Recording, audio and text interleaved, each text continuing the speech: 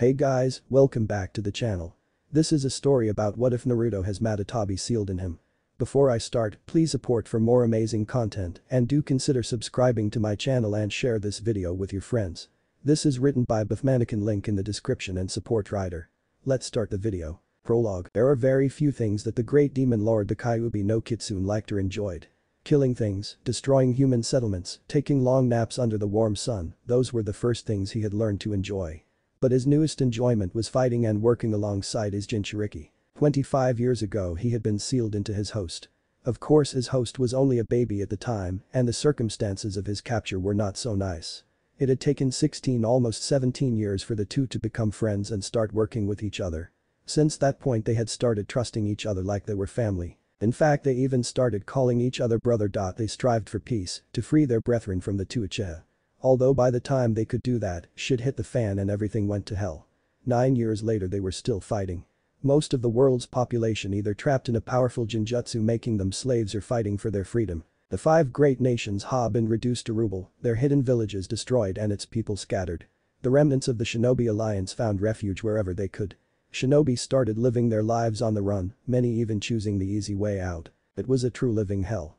The 10 Tails would ravish lands, destroy settlements, kill thousands, and there was nothing the Alliance could do. 9 years of endless war. It seemed the end of it all. At least until the other tailed beast, locked within their mother's body, came up with an excellent plan. Executing that plan would be much harder than it was to think of it. It had sounded simple to them, but in reality it was everything but simple.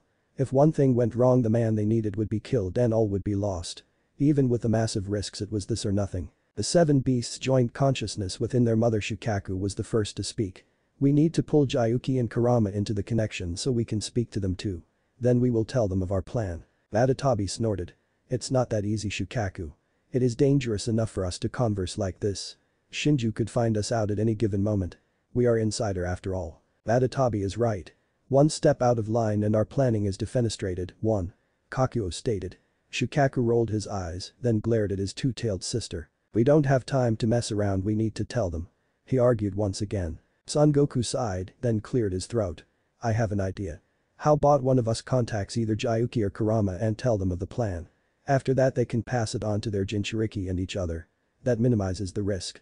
Then when the time is right we go through with it. Matatabi nodded her feline head. I agree.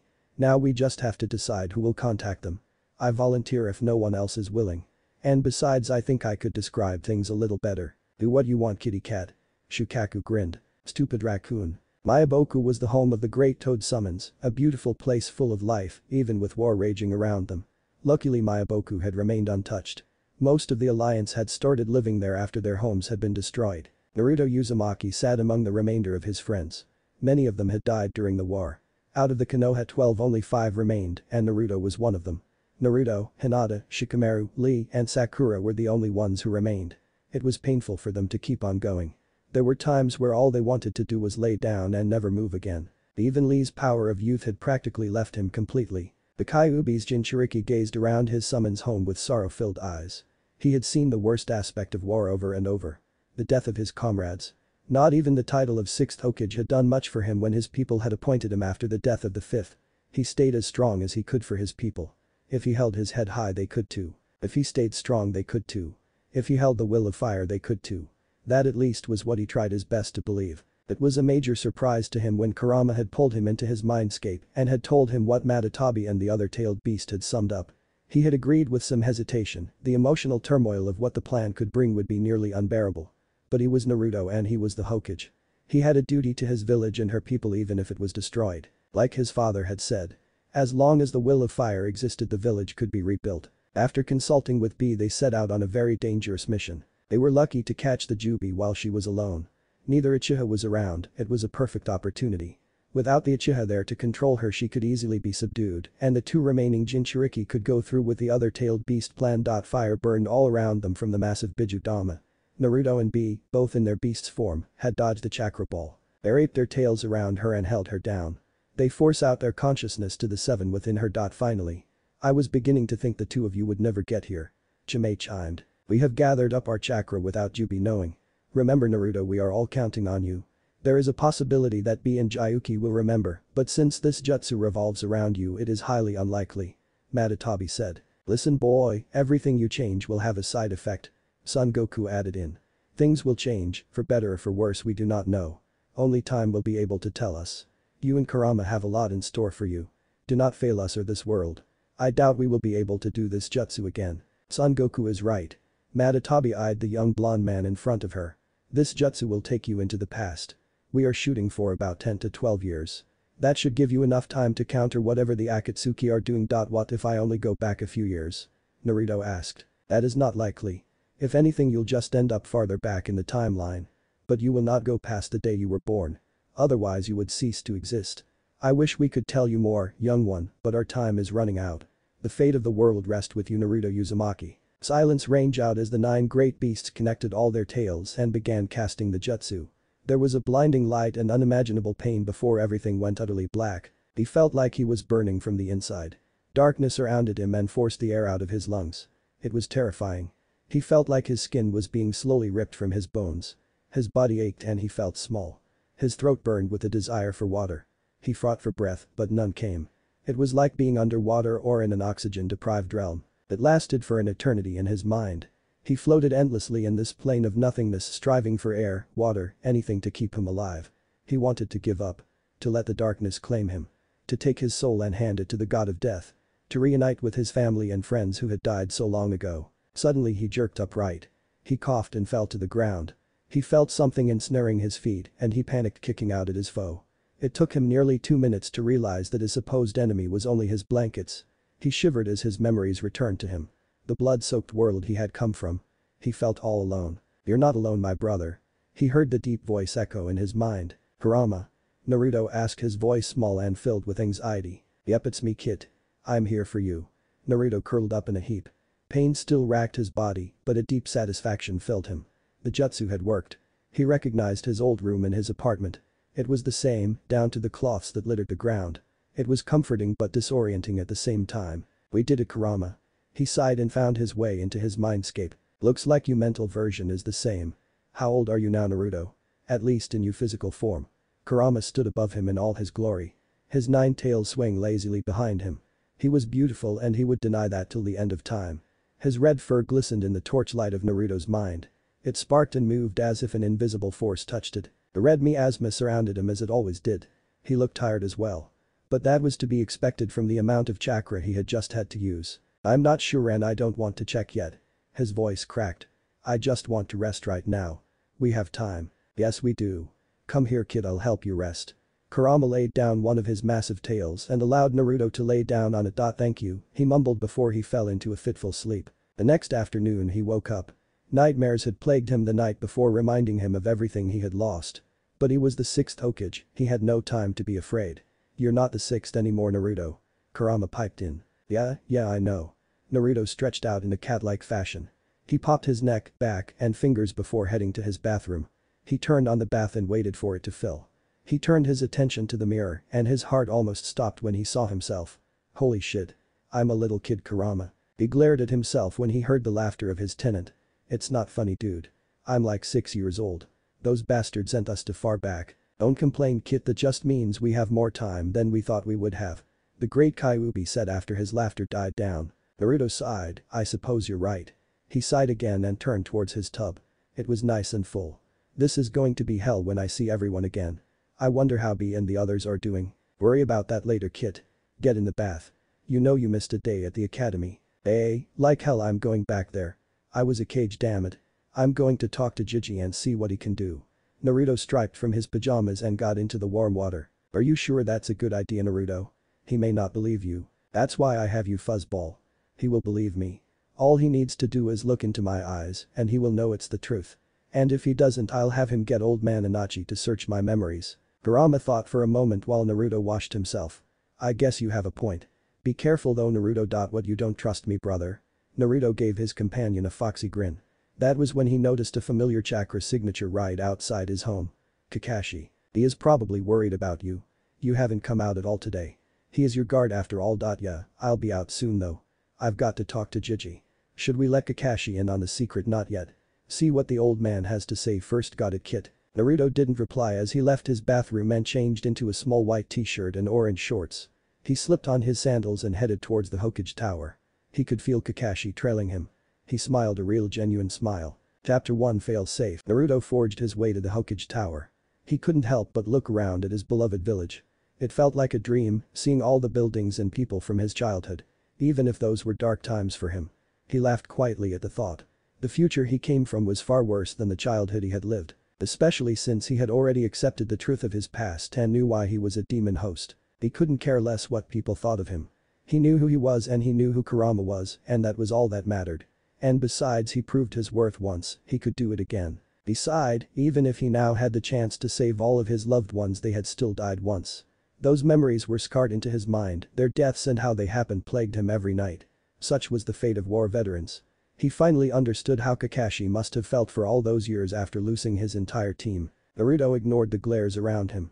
He was a proud Jinchuriki, and he couldn't allow their misplaced hate to disturb him. That's right, kid. You are the host to the greatest of all the tailed beasts, even our damn mother. Never going to lose the superiority complex, are you, Kurama? Naruto inwardly smirked. Never going to lose the hero complex, are you, Naruto? Kurama retorted with a snort. Touché, oh great one, Naruto murmured. They laughed in unison as they reached the tower. This is going to be a long talk, isn't it? Yep, have fun, kid. Kurama curled up and closed his eyes. Good advice, old friend. Naruto mentally rolled his eyes to emphasize his sarcastic remark. He got a chuckle in return. He snuck past the Hokage's receptionist and headed to the old man's office. He had an overwhelming sense of nostalgia as he walked through the halls. He remembered all the times he had walked them and seen both the third and fifth. They were both like grandparents to him, much like Jiraiya was. Hell, he had even called Tsunade Granny till the day she died. He cast his eyes downward when he remembered her death. It had not been pretty. He shook his head trying to rid himself of the mournful thoughts. He wanted to be at his best when he faced the third. Seeing him alive again would not be easy. He stopped at the door to the old man's office. Old oak wood expertly crafted and painted red, now it was a dull rusty color. He gathered himself and turned the doorknob. The door creaked as it opened and the now very young blonde walked in. He froze when he saw the third. Hiruzen was exactly as he remembered him to be. Old, white-haired and smoking that pipe. He wore his Hokage robes and hat like always. But now, with all of his training, Naruto could sense the god of shinobi's power. Before him was a man of great power and he had never realized it before. He wanted to gap at him, but he kept the feeling at bay. All he wanted to do now was hug the man. He swallowed past the massive lump that had formed in his throat, he forced his feet to move, and he walked into the office, closing the door behind him. He could sense the silent and expertly concealed Anbu hidden in the shadows. Ignoring their presence was easy, even after the war had started the Anbu had remained as the Hokage's personal guards. He had leaned to ignore their constant presence after he had been appointed as the sixth. Naruto was snapped out of his memories from the look on Sarutobi's face. It was grim and confused, and Naruto knew why. He must have let his emotions slip for a moment, and now the old man was worried. He sighed and choked out a single small sentence, "Hey Jiji, can I speak with you?" "Of course Naruto, what is it?" the third asked him cautiously. "Thanks Jiji, could you have them leave the room? I rather speak with you alone." He nodded his head towards the shadows. The third raised an eyebrow at Naruto's surprising knowledge. He put it at the back of his mind to contemplate later and motioned for his Anbu to leave. He knew Naruto was no threat to him. "Thanks," Naruto said once he felt them leave. "Can you activate a privacy sealer too? What I have to tell you is very important and I don't want anyone to know." Sarutobi stared at the Jinchuriki for a moment, completely flabbergasted. Now he was really worried. Had the boy found out about the Kyuubi? He activated the seals and motioned for Naruto to sit. "What is it, Naruto, is something troubling you?" Naruto laughed out loud, it was a dark laugh, deep and troubled. "You have no idea Jiji."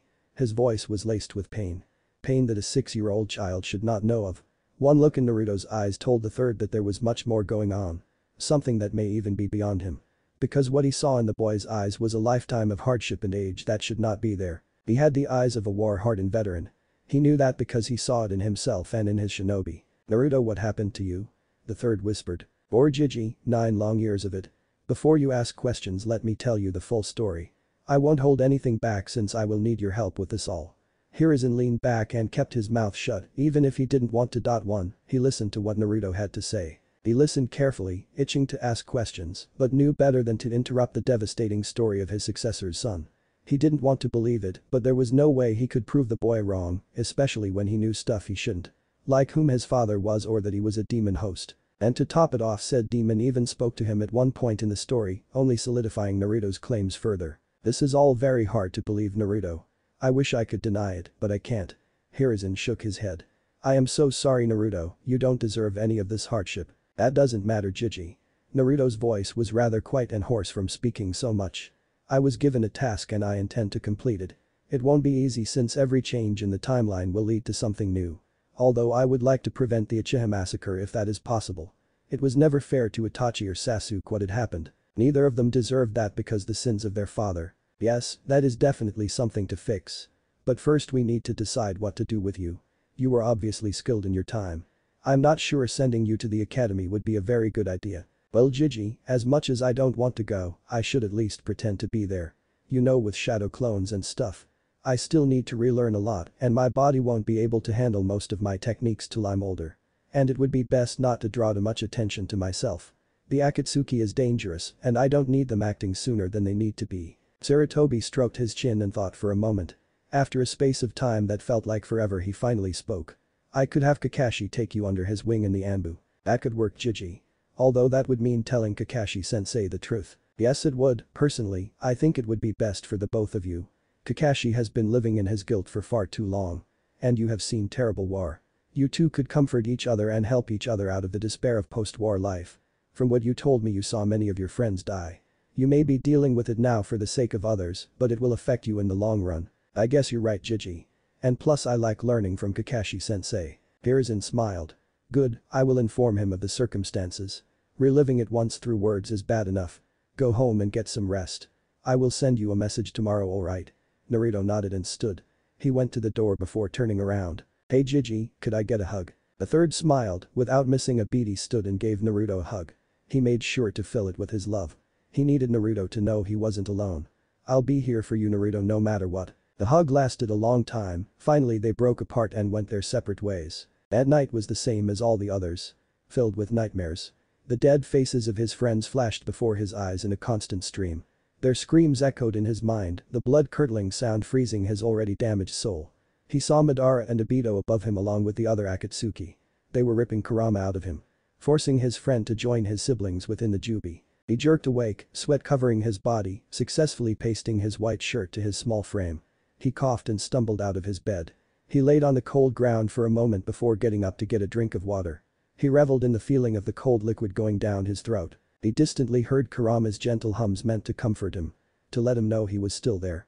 He found his way into his mindscape. He faintly marveled at the fact that his form within his mind was his older self.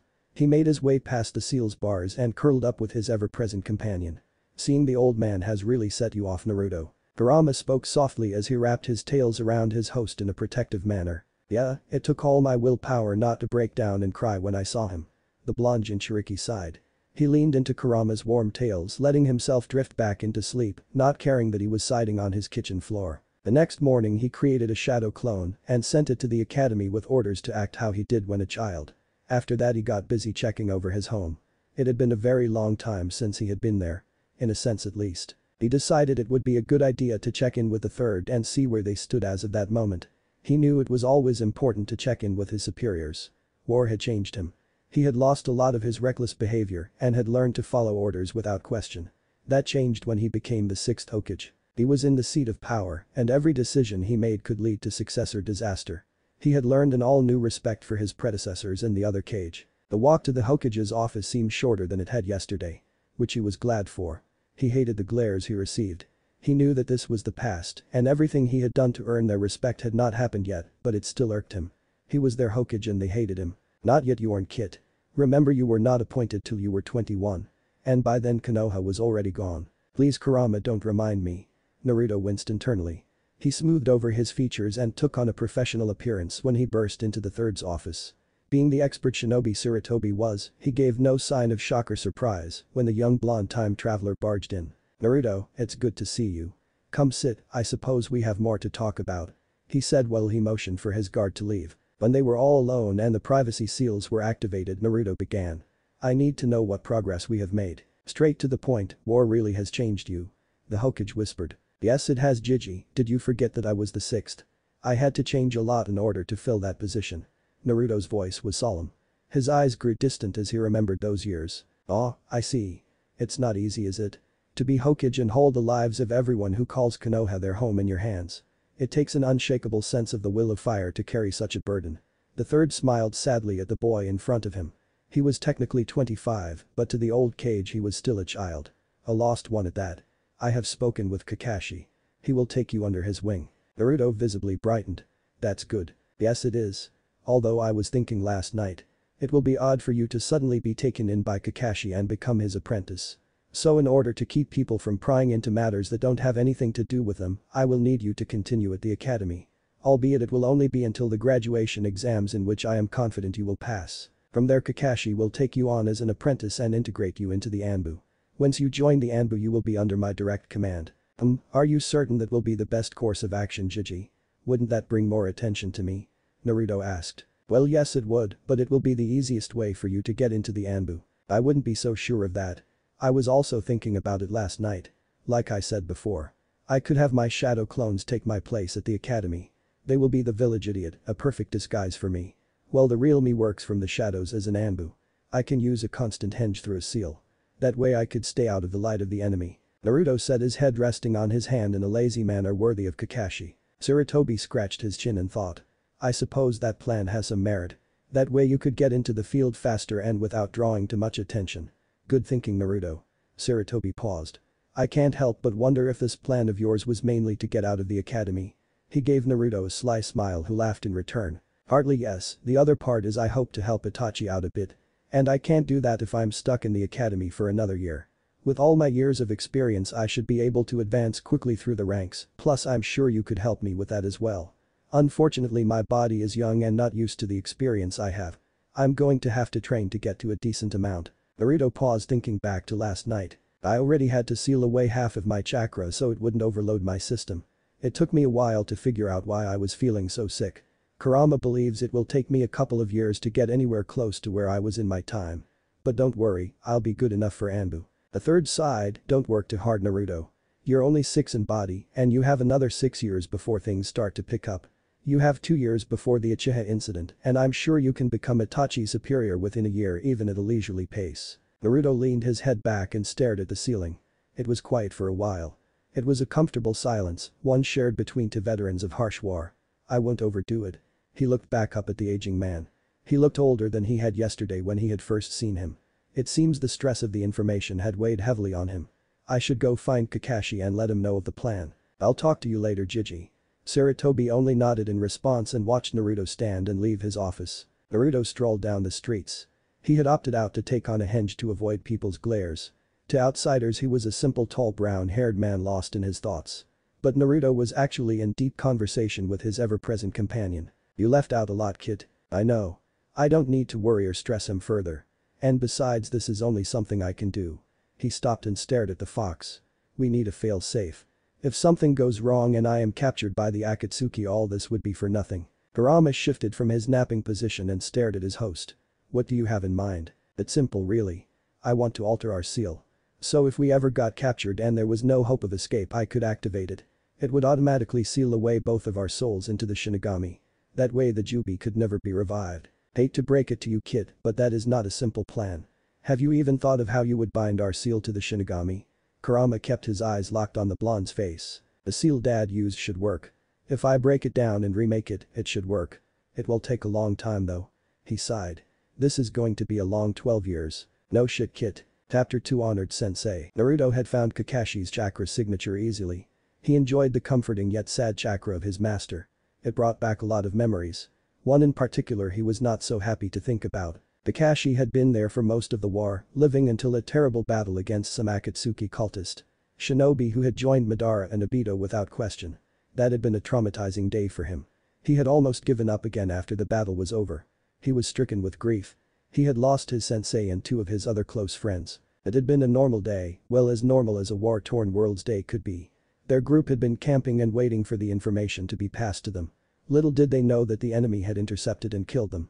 The cultist had come on them in a second. Despite their sensors' abilities, they had not caught these experts till it was too late. Naruto was their target, of course. He always was in those days, which didn't help his morale when someone died protecting him. It was always one of his regrets. But this topped them all. Kakashi, his sensei and his father's student. His friend fell before his eyes. The cultist had cornered him, he was already weakened from an earlier battle, and his chakra was running low. It was like Pain's assault all over again for the silver-haired Jonin. They were outnumbered 2-1 and weak. That was probably the reason they had lost so many in that fight. Like Kiba, he was without Akamaru who had died just a few days before and Choji who had had to resort to using his red pepper pill. Without Shikamaru there to know the counter he had died. It was an unfortunate situation. Naruto hadn't even known about Kiba and Choji till after the battle was over. He had been busy fighting alongside Kakashi, only to be separated from him when a cultist had sent a well-played-out fire jutsu. Naruto had lost sight of Kakashi, and by the time he killed the cultist it was already too late. One cultist had pulled a cheap move by blindsiding Kakashi and successfully taking out his Sharingan. While he is distracted with a sudden lose of sight and pain, another slit his throat. Blood gushed from his wound, he held his neck in hopes of stopping the flow. But his efforts were done in vain. Naruto had watched in a sort of detached horror as his sensei slowly choked on his own blood. Then he snapped, losing all sense of mercy he blew up on his enemy, tearing them all to little shreds of flesh and bone. When they were all gone he had rushed to his sensei's side. He couldn't hide his emotions as tears fell freely from his eyes. He had lifted the silver-haired man into his lap trying his best to ease the man's pain. He coughed a few times, looked into Naruto's azure eyes and died. Naruto had watched the light leave the gray eyes of his friend, the man who he would always see as part of his family. It wasn't until Sakura had wrapped her arms around him that he registered anything around him. She had whispered the names of the comrades they had lost during the fight. Kiba and Choji being among the dead. When they returned to Mayaboku he had engraved all of their names into the memorial stone after their funerals. They had retrieved the stone from the ruins of Konoha. None of the Leaf Ninja could part with the sentimental value of the stone. Naruto almost laughed now at the irony of seeing a much younger silver-haired Jonin standing in front of the black polished stone. He whipped away the few tears that had unwelcomingly seeped from his eyes. He steeled himself and dropped his henge, then he approached Kakashi and stood by his side. "Still reading those pervy books?" Naruto said as he caught sight of the orange book in the 20-year-old ninja's hand. His voice was sad and amused at the same time. So, Hokage-sama wasn't lying. Kakashi hid his emotions well. He had not expected the blonde kid at all. "How did you find me?" "Simple, I found your chakra signature and followed it. Although it wasn't hard to guess where you would be. You always came here in my time." His blue eyes flashed to the place he had engraved Kakashi's name into the stone. It was blank and staring at him. He suppressed a shiver and looked at the younger visage of his former sensei. "You followed my chakra signature? Wouldn't it be different from your time?" It was odd speaking to his sensei's son, but yet comforting. "No, I could recognize your chakra from anywhere. It's always been warm, comforting and sad at the same time." Naruto quickly averted his gaze. He could feel the lump growing in his throat as his emotions boiled to the surface. "I'm glad you wanted me to know about your secret. I was worried about you. When you came back your chakra had spiked and was so full of emotions it scared me. I thought something terrible had happened to you." Kakashi paused. "Well, actually something terrible has happened. Although I don't know all the details. Hokage-sama only told me a few things and that I should trust you. Yeah, I felt your chakra outside my apartment that day." His eyes lingered on the spot on the stone. He couldn't face him yet, if Gigi hadn't told him much he probably didn't know about his death. The silence washed over them, a tense one. Neither party knew what to say. Naruto had no desire to tell the man of the horrors he had experienced. Kakashi had no idea what to say. In his mind Naruto was a 6-year-old child who was hated by the village. Not the powerful 6th Hokage he had become. The kid was his sensei's son, the one he had protected from birth, but was too much of a coward to talk to him about it. And now the kid was a time traveler who had seen 9 years of harsh war. Not even he had endured for that long. The war he had been in ended quickly and he had only lost 2 of his dear friends. From the way the third had talked Kakashi supposed Naruto had lost a lot more than he had. Those who break the rules are regarded as scum, but those who abandon their friends are worse than scum. Naruto finally said, his eyes still locked on Kakashi's absent name. Kakashi stared at him in shock. "How do you know that phrase? You taught it to us. Team 7 I mean. We lived by that phrase. In the end it was what held us together, even the other teams. I never abandoned any of my comrades, even when my best friend abandoned us for power, I kept going after him. Before he died he finally joined us again. It was a year later that he was killed saving my life. Sounds familiar doesn't it?" Kakashi knew he was referring to Obito, but the blonde didn't say any more on the matter. "Teamwork," Kakashi mumbled under his breath. "The base to all Konoha shinobi. That is what he Will of Fire strives on. Anyway, I should fill you in. As of today I will start working under you in the Anbu. I will be in disguise though and will have a shadow clone take my place at the academy. But first I need to do some training to get my body into gear." The boy shook his head. "It's really annoying to have so many limitations. My chakra is so out of whack and it's going to take forever to adjust to this body. I'll have to relearn all the control exercises to match my body size. And it doesn't help that I have so much chakra. He sighed and turned to Kakashi. The azure eyes were too guarded for Kakashi's liking. The kid was hiding a lot from him, that much he could tell. But he could also see the admiration Naruto had for him. The respect and the love. He must have been an important part of Naruto's life. He just hoped he could be that way again. Kakashi smiled at him. Then a thought occurred to him and he frowned slightly in mock irritation. You know, from what I heard, you are technically 5 years older than me. Naruto started laughing, a real and hearty laugh. Hell yeah, I finally have more experience on you. Now all I've got to do is kick your ass. He pumped a fist in the air and gave Kakashi one of his face-splitting genuine smiles. Kakashi's heart nearly stopped. Despite looking like his father, the kid had his mother's beautiful smile. Kakashi reached forward and ruffled Naruto's hair. Unknown to him, it was a familiar gesture to the blonde. Naruto choked up, he couldn't stand it anymore.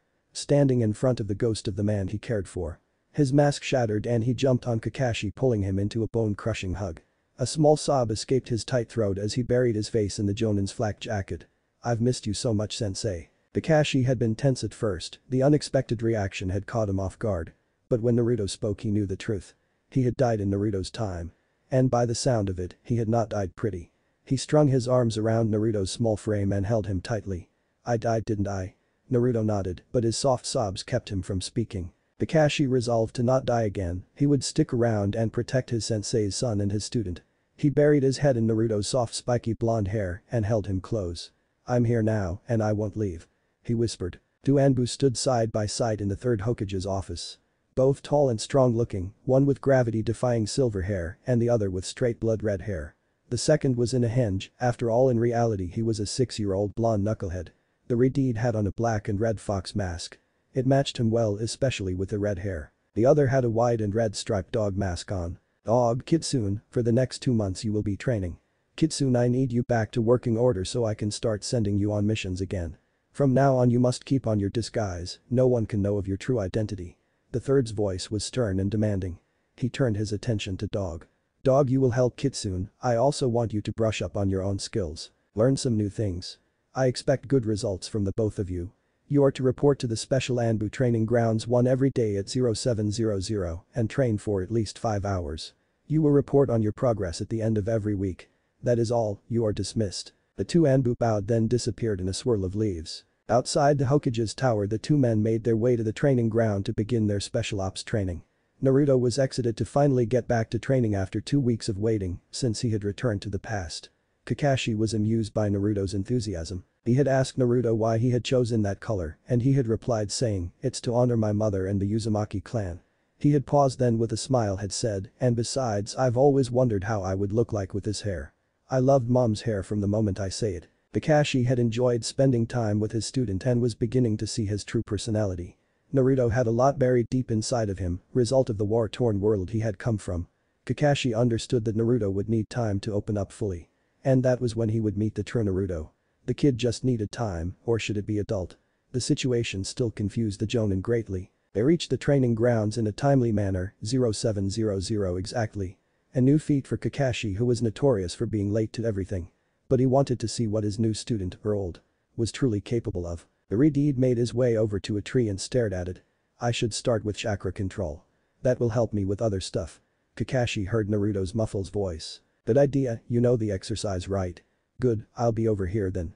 Kakashi lazily sat down by a tree and pulled out his little orange book. He pretended to read while he watched Naruto begin his training. He walked up to the tree and channeled his chakra, trough his body to his feet. He placed one foot on the tree. Then another. There was a small explosion and he was sent flying backwards and hit into another tree, severely damaging it. Kakashi chuckled and trying not to laugh too loud. Naruto stayed on the ground for a minute before he shot up and started yelling profanity at the poor tree. At that point Kakashi couldn't suppress his laughter, he almost went as far as rolling on the ground.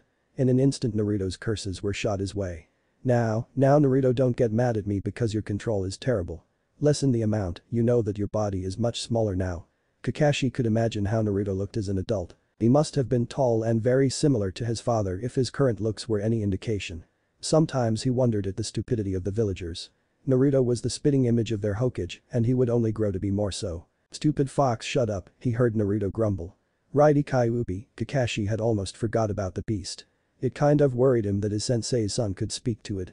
But he had the feeling that the two of them were at least at even ground.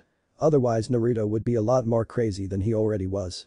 He had heard about the Sans Jinchuriki and how crazy he had become even at a young age. Naruto approached the tree again when he managed to calm down. He was still grumbling under his breath about a damn fox and a damn tree and damn shitty chakra control. Kakashi smiled beneath his mask. He was defiantly going to enjoy watching Naruto grow up. Well, physically at least, he had already accepted the fact that mentally Naruto was older than he was. Naruto was out of his henge and munching away at his favorite ramen stand. Tucci had always treated him well, and that was one of the things he loved about the man. He and his daughter were two of the many precious people he would gladly die for. Kakashi sat next to him in his normal Jonin attire. It brought a deep sense of nostalgia to Naruto. He wished that Sasuke and Sakura were there with them, but that wouldn't happen for a while. He had asked both Kakashi and the old man to let Team 7 happen again. Even if he had to downplay his skills for a while. The third only agreed as long as Naruto continued to operate as Kitsune, even if he had to leave a clone back home for dear ranks. Kakashi wasn't too happy about that. He would be stuck with a bunch of genin while his student got to go to high-level assignments. Naruto smiled. Despite all the horrible things that he had been through, he was glad to have a second chance. He hadn't seen all of his friends personally yet, but he had had a few interactions through his clone. Like he had expected, none of them noticed his clone. They ignored it like they had the first time around. It made him sad, but he understood. Although one good thing did come from it. His clone was helping Hinata out of her shell and giving her confidence with small statements and compliments. He would do anything to help her this time around. He wanted her to be strong, hell, he wanted all of them to be strong. He would just have to get to them later, that was all. Luckily his clone was giving Sasuke more of a challenge. In fact, the Uchiha was super pissed, which made Naruto laugh. One night, when his clone had dispelled, he got a fun memory of Sasuke wanting to beat his clone into the dirt. He wished he could be there in person, but he knew he wasn't ready yet. He would let his clone interact with them. He didn't trust his emotions to stay stable if he saw them all again. Alive, happy, innocent and ignorant of the war that was looming in their future. He sighed and slurped up a few more noodles. "Kid, I'm proud of you. You're doing a lot better than I thought you would." Kurama's deep voice echoed in his mind. "Why, thank you, oh great fox, for the confidence in me." Naruto mentally rolled his eyes to match his sarcasm. Then he smiled. "Thank you for being there for me, bro. I don't think I could have done this well without you." Kurama snorted, "Don't get sentimental with me." Naruto's grin grew. He could hear the flattered tone, no matter how small, in his friend's voice. He walked up to the fox and put a hand on his coarse red fur. "I've been thinking. Maybe we could get you out of here. Not fully, that would kill me. But so you can take a physical manifestation out of my seal. That way we can work together more thoroughly. What do you say?" The fox gave him a wide grin. "I would enjoy that." "Awesome, it will take a while, but I will do my best." "That is alright, brother. As long as I get out of here and can stretch. You won't be able to be big since almost all your chakra will most likely still be in me. But you will be able to grow larger than a real fox." "That's fine with me, kid. I could be your summon to other people." Kurama chuckled at the idea. "Yep, we are going to kick some ass." Naruto exclaimed, only to receive some odd looks from civilians, Kakashi and Tucci. He scratched the back of his head after he realized he had spoken aloud. "Foolish little kid," Kurama laughed. "Shut it, fox." Naruto had a fitful night just like all the others. Madara and Obito always found him to torture him. Every night was something new. One night they could do something ridiculous like force him to watch Jiraiya strip. The next they would peel his skin off in strips, letting his blood flow freely. He would scream, but they wouldn't stop. They would laugh at his agony. The next they would slowly extract Kurama while he was awake. The pain would force him awake in a cold sweat. This was one of those nights only his dream twisted and turned into a new horror.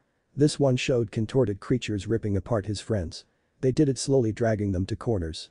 Their screams of pain tortured him as he watched, unable to do anything to help them. Then the creatures came for him. When they got close, he finally saw what they were, or who for that matter. They were his friends, only the dark versions of them. Their eyes were pure red like his had been when he had faced his true self on the moving island. They had wicked smiles on their faces. Bloating and thriving on his pain. Tears escaped his eyes as they grabbed him and stared a new torment. He jerked awake, breathing heavily. Sweat covered his body. His covers had been kicked off at some point in the night and lay on the ground in a heap. He laid back down after tossing off his drenched shirt. He felt Kurama's tails wrap around him in his mindscape. "I'll keep you safe," he practically purred. "Thank you, Kurama." He yawned and closed his eyes, but sleep did not claim him. Chapter 3 Little Kurama. 2 months of training went by too fast in Naruto's mind. He truly wished that he and Kakashi could keep training, but the Hokage had other plans for them. One was that he needed Kakashi back in the field. 2, he needed to test Naruto. Their first assignment had been very simple. It was a survey mission on the Land of Fire and Land of Wind border. The mission had been uneventful and rather boring. Although being out of the village for the first time since his return had brought a massive wave of anxiety to Naruto. It had hit him like a brick wall. He had had to stop and calm his nerves before he started hyperventilating. He hadn't realized how much he had been pushing his thoughts and feelings away until he was out of the safety of his beloved home. Kakashi had noticed Naruto's mood shift and had waited for him patiently while the others went ahead. They understood, of course. It was common for shinobi to have some post-traumatic stress. After he had calmed himself and Kurama reminded him that this was a different time, they were able to complete the mission easily. Unfortunately, it showed the Hokage that he was not ready to face missions yet. Naruto didn't care though. He had a seal to work on. His own, to be precise. He was putting off the Shinigami part of his plan until he could have Jireya's help. He didn't want to end up killing himself and Kurama on accident. So he decided it was time to find a way for Kurama to walk freely. I need to switch the symbol with this one. He mumbled to himself one afternoon. He was sitting in his shabby apartment on the now clean floor. He had learned during the war that having a clean space was very important. He had almost become OCD with his home since his return. It kind of annoyed him. He hated to think he had become like the stuck-up bastard Sasuke always had been. Kakashi had laughed when he had seen Naruto's apartment all clean. The Jonin had never been in there personally, but he had seen enough through the windows. Naruto liked the clean environment more. It helped his focus and he could store his seals away more effectively. Since his discovery of his lineage and the fact that he was a natural with seals, he had been practically obsessed with them. Seals littered his apartment now. Silencing, storing, traps, privacy, even low-level illusion seals. Tweaking his Jinchuriki seal was a lot harder though. He had to be careful. This, albeit, was easier than tying it to the Shinigami. He figured all he had to do was move a few symbols that kept all of the Kyuubi's chakra inside him. If he could move the symbols the right amount, then Kurama would be able to manifest outside of him and disguise himself as a normal fox. He sighed and rubbed his face all over before standing up and pacing around his apartment. I'm glad I didn't start of the Shinigami part. That would have been hell without an experienced seal master. True, as good as you are, Kit, you are nowhere near the level your father or Jiraiya was. After all, your father did manage to get me sealed inside of you. He still used a dead demon-consuming seal though. And he was only able to seal half of you into me. Naruto replied. You would have died if he sealed all of me into you, Kit. Have you forgotten how great I am? Naruto smirked, still the same stuck-up bastard I see. Kurama lifted his nose in the air. I'm only stating true facts, Kit. I can't help it that I'm so amazing. Well, you'll be even more amazing when I can get you out of there for a while. Yes, I will be. Your mind is boring and I'm sick of the scenery. No offense, of course. Kurama added as an afterthought. None taken, honestly, I agree with you. I don't like the way my mindscape is either. Naruto sounded honest. He paused as his clone's memory flooded his mind. Images of his once dead friends filled his mind. He closed his eyes and sighed. You should go to the academy tomorrow, Naruto. I think it would be good for you to see them again. In person, you idiot. Yeah, we'll see how I feel tomorrow. And if I do, I'll have to inform Gigi. Naruto looked at the calendar fixed on his wall. September 30th. He would be turning 7 in 10 days. October 10th was never a good day for him. Luckily, he could avoid the usual confrontations he ran into on that day now. He was hoping the old man would send him on a mission. It was bad enough getting those looks from the people he swore to protect on a daily basis. It was always 10 times worse on his birthday. Don't worry, Kit. You have the old man Kakashi and me. We won't leave you hanging like in the past. And besides, you have that henge of yours. I suppose you're right. Anyway, I should get back to this seal. He plopped down on the floor and picked up his calligraphy brush. The wind-fueled fire jutsu burned through the vegetation around him. A large tree cracked and fell down with a loud crash. Akatsuki cultists jumped from the shadows of the trees and surrounded his group. 2 Suninins jumped in front of him and the 5th Kazekage in a protective stance. Gaara's sand uprooted the trees and sent them crashing upon the cultist, catching one beneath it. The trapped cultist's life was put to an end from Tenten's expert throw of a kuni knife. The man gurgled for a moment, then lay still. 8 more to go. Naruto growled and prepared his signature shadow clones. They bolted into the surrounding trees to set traps for any other cultist who might come to back up the current ones and to snuff out more. The 6th Hokage looked at the 5th Kazekage and nodded his head. The two took off in opposite directions, successfully dividing up the enemy ninja. 4 went after the Hokage and the other after his counterpart. The Fire Shadow and Wind Shadow were forces to be reckoned with, but the cultists had no regard for their own lives. They were like the Jashinist in that way. Twisted and hell-bent to serve their gods. Naruto avoided plenty of wasteful jutsus before striking back. In a swift movement, he decapitated a shorter cultist and moved to the next. This one put up more of a fight, managing to touch the experienced Jinchuriki before losing his right arm, then being blasted through several of trees by a Rasengan. The other two cultists charged him together, attacking relentlessly. Suddenly they were surrounded by bugs. They latched onto the cultist and sucked them clean of any chakra. They fell dead and Naruto looked up to see Shino standing by a burning tree. He smiled at his friend. He was about to speak when a spiraling mass of energy appeared behind Shino. His face fell, but his warning came too late. Obito was too fast, his kuni stabbing it up into the bug user's skull and brain, killing him instantly. Naruto screamed. He screamed and bolted upright, sweat plastering his clothes to his now small body. He shivered violently as his friend's death replayed in his mind. He curled up in a ball and stared at his floor. He had fallen out of his bed again. He hated the dreams, they always replayed his friend's deaths. The worst ones were the ones he had not seen. Like Kiba and Choji's. His mind would unconsciously come up with different series and play them over and over again in his sleep. Naruto pulled himself up and headed to his small kitchen. He got himself a cup of water, then proceeded to make some instant ramen to calm his nerves. He looked at his clock, a bright green 1:23 greeted him. He groaned and rubbed his temples. The nightmares won't stop for a while, kid. Give it some time. I've given it some time. Shino died 4 years ago. I'm still having nightmares about it. He yelled at the fox in his mindscape. The large tail whacked him on the head. Don't yell at me, kid. I am trying to say that it will ebb eventually now that they are alive again. Doesn't mean the memories will go away, Naruto groaned and rubbed his head. I never said they would. He wrapped a tail around his Jinchuriki. Your ramen is done, kid. Naruto visibly brightened, his mouth watering. Ramen. That morning Naruto created a shadow clone and sent it to the Hokage's office. Then he headed towards the academy. It was time for him to face the ghosts of his past. Nearly 4 months had passed since his return and he hadn't faced his friends yet. Some of which he hadn't seen in years because of their untimely deaths. His feet were heavy when he entered the academy for the first time in years. A wave of nostalgia assaulted him as he walked through the still quiet halls. Most of the students were outside or had yet to arrive. He saw Iruka standing at the board and scribbling some words onto it. Naruto smiled. Iruka had not died during the war, even though he had come close on more than one occasion. He sighed and took his seat that he had taken all throughout his academy days. Iruka noticed him and smiled. But then his face shifted. I didn't expect to see you so early, Naruto. Why are you here so early? Naruto shrugged and averted his gaze. The academy students may not notice, but a shinobi would. He had the eyes of someone who had seen war. His clone could hide it because they were merely clones. They didn't have the emotions he carried with him every day. I had nothing better to do, sensei. His voice was small but loud enough for the Chunin to hear. Iruka walked up to him. There's something wrong. It wasn't a question, it was a statement. Curse Iruka for being so in tune to his students. My birthday is coming up, it was only a half lie. True, his birthday was soon, but it wasn't the reason for his bitter mood.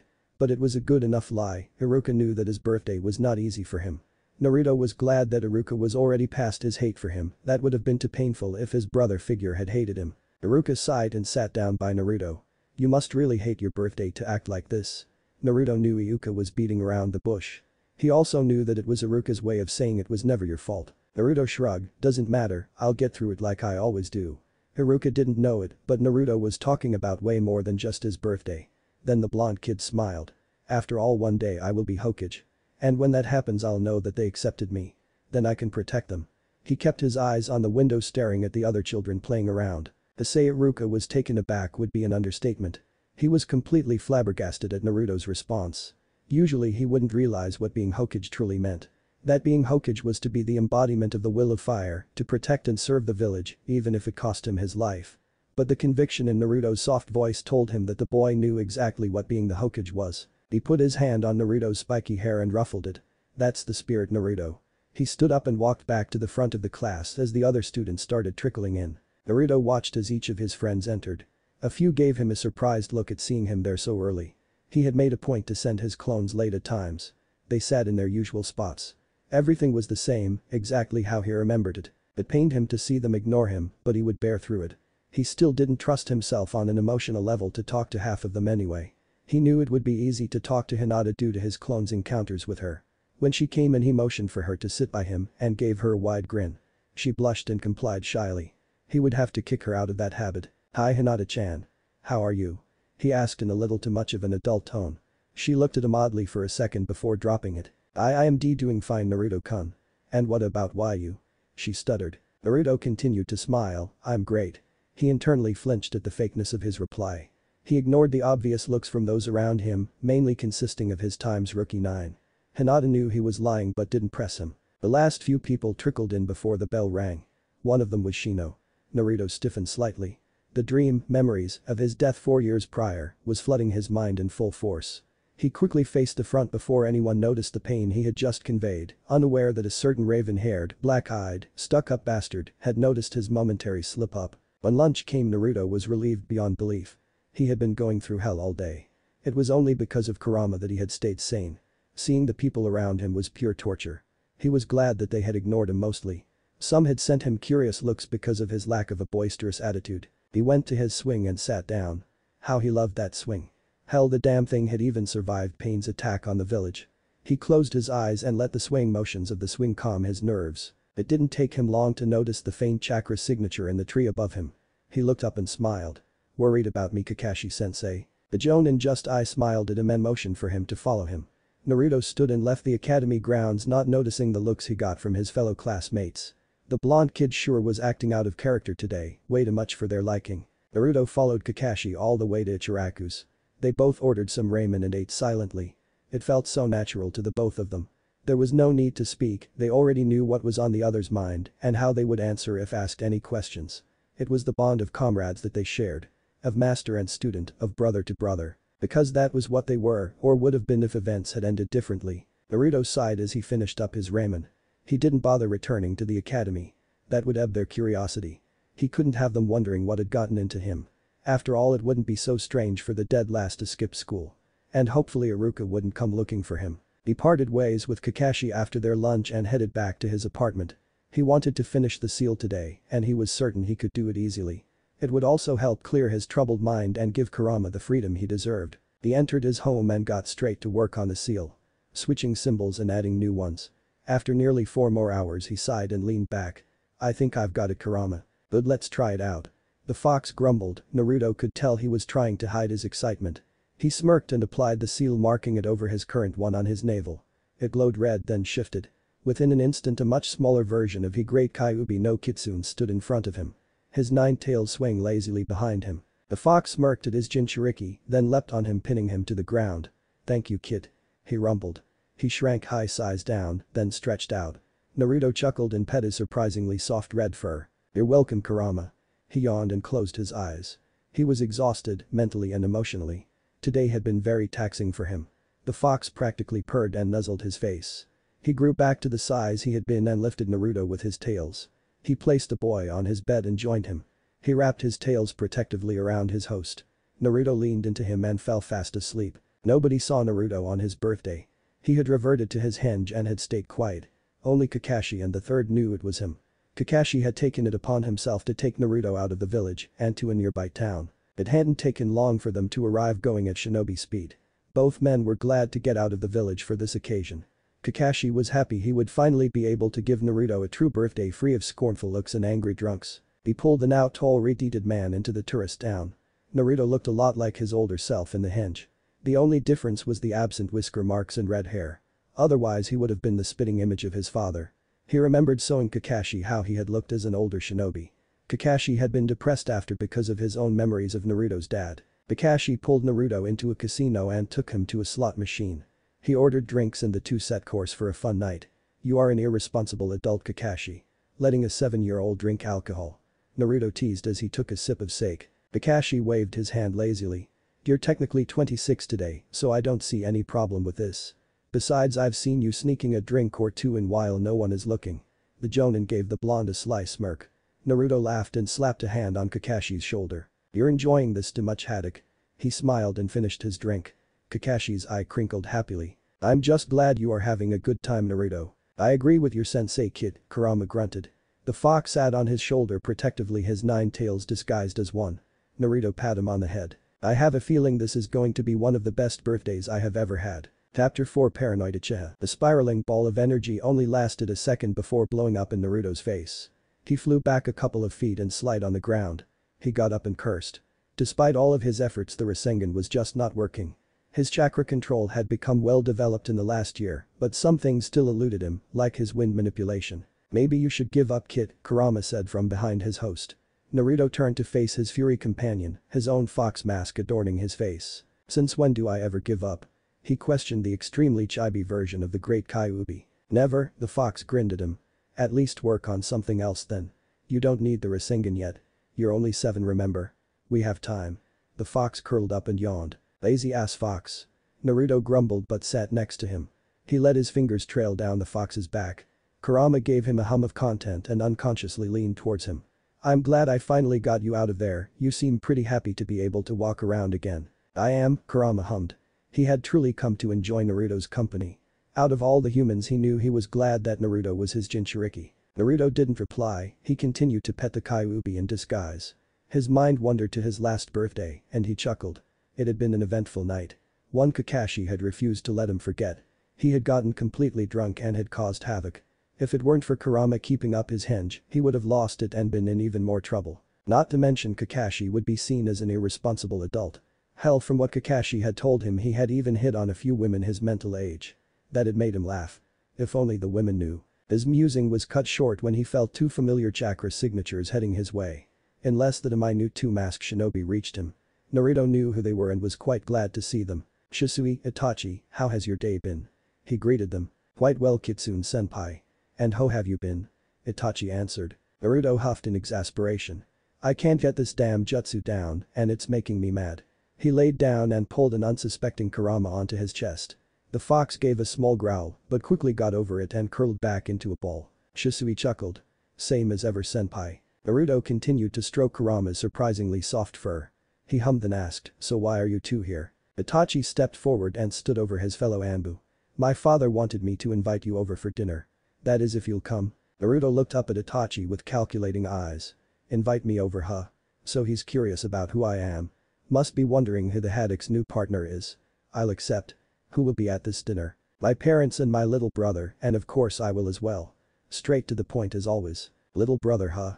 Is he as good as you are? Not yet, but I believe he will get there in time. I have confidence in him. That is good. How old is he? 7, he's still in the academy. Itachi replied. Interested in the kid, Kitsune? Kurama joked. Naruto rolled his eyes and sat up. Don't be an ass, Kurama, I was only curious. He moved the fox to his lap, then looked up at Itachi. Do you think your parents would mind if I brought Kurama along with me? Not at all, he can come. Itachi answered politely. He looked down at the fox. Just don't cause any problems, can you do that? The fox snorted and glared at him. I am an intelligent being, not some wild forest kid without guidance. Don't provoke me, human, or I will make sure you never have children. Naruto burst into laughter and patted Kurama on the head. Unknown to him, Itachi had paled behind his mask. Good one, Kurama, oh man. He heard a small chuckle from Shushi. Itachi cleared his throat and bowed. I will see you later tonight then, senpai. Come to the compound at 5. It will be a little earlier dinner. Naruto forced himself up, keeping the small fox in his arms. I will be there then. And don't worry, I still haven't gotten as lazy as Haddock. Naruto knew that the Uchiha clan head was curious about him. He had seen it in the man's obsidian eyes. He didn't blame the man, after all no one since his mother had had as red hair as him. And to top it off, Kurama was sitting on his shoulder. It was a well-known fact that all foxes were practically hated in Konoha after the attack 7 years ago. And then of course Itachi and Shisui had been put under his guidance. They hadn't seen him fight much since he was still behind, but his experience was something to look for in a superior. Naruto was annoyed with himself. He was behind on his schedule. He was only low Chunin level after training as much as he did. He had to constantly remind himself that his body was still young and not used to so much training as it was. It took a lot of convincing on Kurama's part to get Naruto to accept that he wouldn't get to Jonin level till he was at least 12. And by then he would be put on his Genin squad again. He was berating himself now about convincing the Hokage to allow him to do that. But it was necessary for his cover. No one said he had to like that fact though. Honestly, he'd rather blow his cover than deal with all the secrecy. It just wasn't his style. The only thing that kept him from doing so was the Akatsuki. He had no desire for them to come after him so soon. There was the added fact that none of his friends would remember him. Him. He would have to wait to tell them if he was going to at all. Stop contradicting yourself, kid. You're making my head hurt. And besides, we're almost there, so pay attention, you fool. Sorry, Kurama, Naruto replied apologetically. That was right, the two still had a mental connection which came in handy when you needed to strategize together. They would need that for when the Akatsuki finally made their move. They arrived at the compound 5 minutes before 5. Itachi stood at the gates waiting for him. He motioned for the unmasked and disguised Anbu towards his home. Naruto looked like a normal jonin, even if his skills were not quite there yet. His eyes conveyed his experience. He wore simple yet modest clothing for the meeting. His hair was up in a high spiky ponytail with two bangs framing his face on either side. Kurama sat on his soldier like a silent guard. Naruto was greeted by Fugaku at the front door and lead into their dining room. As he expected, the home was nice. Although he had never been in the Uchiha compound in his previous life. He stopped when he saw Sasuke but quickly composed himself before anyone noticed his behavior. When he sat down next to Itachi and across from Sasuke, the boy eyed him critically. His charcoal eyes went to Kurama as the fox shifted. He had seen the fox before. Naruto knew where as well. He had needed to inform his clone of something, so he sent Kurama to deliver the information. His clone had been at the academy. He smiled on of his broad smiles at the boy. Sasuke sat back on his heels and stared at Naruto as if he had grown an extra head. Kurama stifled his snicker at that. Naruto peered at the fox and gave him a grin worthy of the fox's race. Silence filled the room while they prepared to eat. After thanks was given, they began eating and chatting. "Would your fox like anything to eat?" Mikoto asked in a sweet voice. "Don't worry ma'am, I prefer to hunt for my food," Kurama answered for Naruto. Sasuke blanched, the fox can speak. Kurama fixed him with an irritated gaze. "Of course I can talk, you kid. Most summons can, otherwise it would be hard to work with our contractor. I am, in a much superior way, like the Inuzuka's dogs, and much more intelligent." He lifted his nose in the air. "Prideful is more like it, Kurama." Naruto chuckled but yelped when the fox bit his shoulder it was siding on. "Not nice." The fox snorted. "Hold your tongue, human. Just because you hold the name of Kitsune doesn't make you one of us." Naruto rolled his eyes and ignored the fox after that. "Is your name really Kitsune?" Sasuke wondered. "Yes and no. I have gone by Kitsune for a long time, but my name is Namamaki, 1. The rest of dinner proceeded normally with some small talk between the clan head and the Anbu. The real conversation started when Sasuke spoke up. "You remind me of this kid at the academy. In fact, I even saw you fox with him. Naruto Uzumaki, I presume?" Naruto answered him with a question without missing a beat. "Yeah, you have the same eyes as him," Sasuke said. Naruto raised his eyebrows at that. But he answered nonchalantly. "Many orphans have that look to them. Growing up without a family is not an easy thing. And as for Kurama, the Hokage needed me to give him a message, that was all." Sasuke gaped at him. Naruto only smirked. He had noticed Sasuke's parents stiffen at the mention of his name. What message did the Hokage need to send? Simple curiosity befitting a child. Although Fugaku still smacked the boy upside the head. If the Hokage sent the message, it was personal business. The father growled. Yes, it was personal, as most stuff is for the last member of such a powerful clan as the Uzumakis once were. It saddens me to see the boy treated the way he is because of those unfortunate circumstances all those years ago, Naruto stated bluntly. He knew the subject of the Kyuubi was sensitive for the Uchiha. Sparking Sasuke's interest would help him with his plan. "You have a loose tongue for an Anbu, Namamaki-san," Fugaku stated in a stern voice. Loose you say?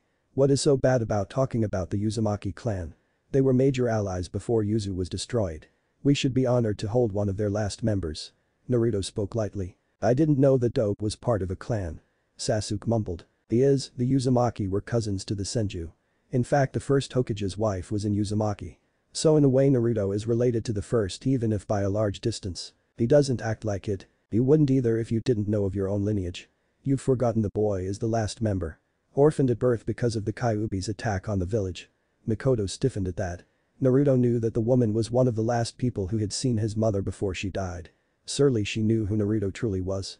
He looked at her with calculating eyes. "You knew his mother, didn't you, Uchiha-san?" She looked at him in surprise, then stammered out, "Why yes, she was a friend of mine from our academy days." "Indeed, although he doesn't look like his mother, does he?"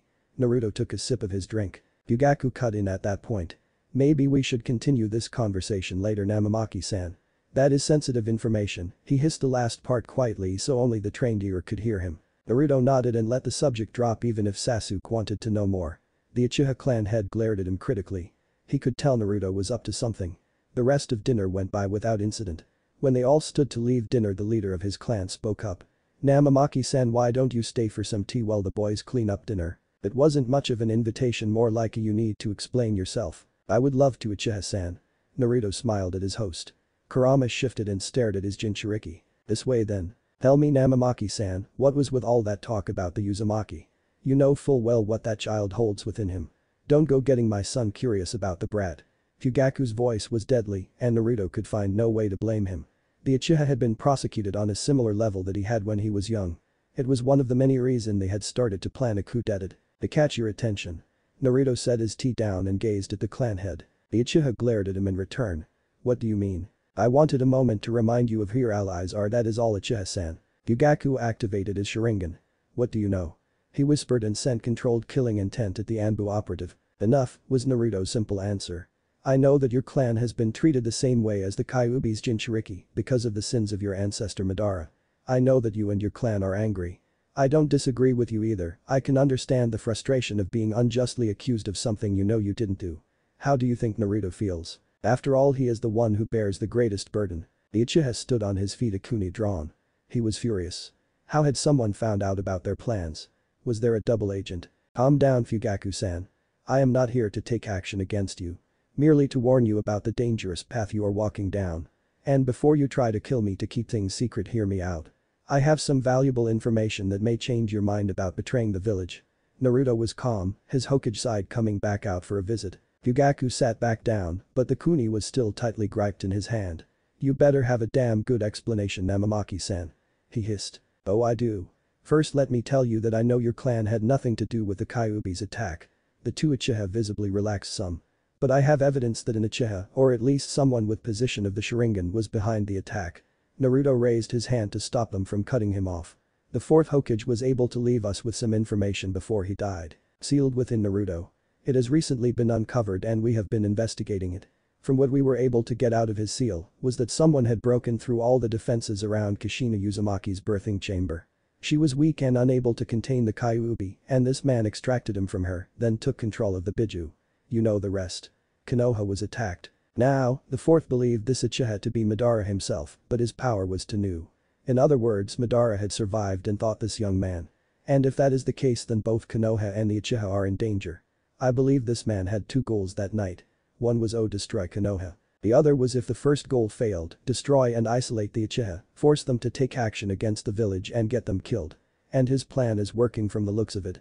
The two Uchiha had paled even more than their skin naturally was. This information was disturbing. There are people here in the village that will take advantage of such a situation. Naruto continued before they could speak. Selfish reasons, like obtaining your eyes. I am here to help you not to play into both of their hands. Otherwise it will be the end of the Uchiha. Don't let that happen. Like I said, I am reminding you of who your allies truly are. I will protect this clan because you are my comrades, but if you go against the village, I will do anything in my power to protect my home. Naruto stood up and turned to leave. I hope you listen to me. I don't want my comrades dying for no reason but personal revenge. It is stupid, and since you are my comrades, it will be even worse for you to turn against us. Remember who your true allies are. We will stand by your side. By the way, you have a week to tell me of your decision, otherwise I will automatically assume you are going to go through with your plans, and I will have no choice but to stand with the village. I sincerely hope you talk to me before the week is up. Farewell, Fugaku-san, Mikoto-san, I wish you luck on your decision. Fugaku stared off into space as the young Anbu disappeared without a sound. Naruto sat in his room musing over the events that had just taken place. He had practically blackmailed the Uchiha. But it was necessary in order to save them. He did not want Sasuke to go down that dark path again. Your devotion to your friend still amazes me, kid. Kurama yawned and laid his now big head on his front paws. His 9 tails swished back and forth behind him in a mesmerizing manner. The blonde time traveler leaned against his furry friend. Do you think I overdid it with the information? No, I think you gave them the right amount. They needed to know the truth. After all, they were playing right into Obito's hands, as you had said. Naruto closed his eyes. I hope they join the village. I would hate to see them go. They were on the run again. The cultist had found them, they always did. Naruto and B were in danger. The cultist had been more active in the last month, wearing them down with their persistent chasing. The Kyuubi's Jinchuriki was angry. He was losing more and more of his subjects every day. The leaf was gone and all he could do was run. He was their Hokage and he could hardly protect them. It was bad enough he had lost the majority of his friends. He ran alongside Sasuke, the last loyal Uchiha to Konohagakure. He had volunteered to be Naruto's personal guard, he was the best qualified for the job after all. And he had done his part expertly. The trees rushed by them, they had just lost Shino, which was pulling down Naruto's morale. He had been in shock for a while after, and if it hadn't been for Sasuke, he might have been captured by Obito.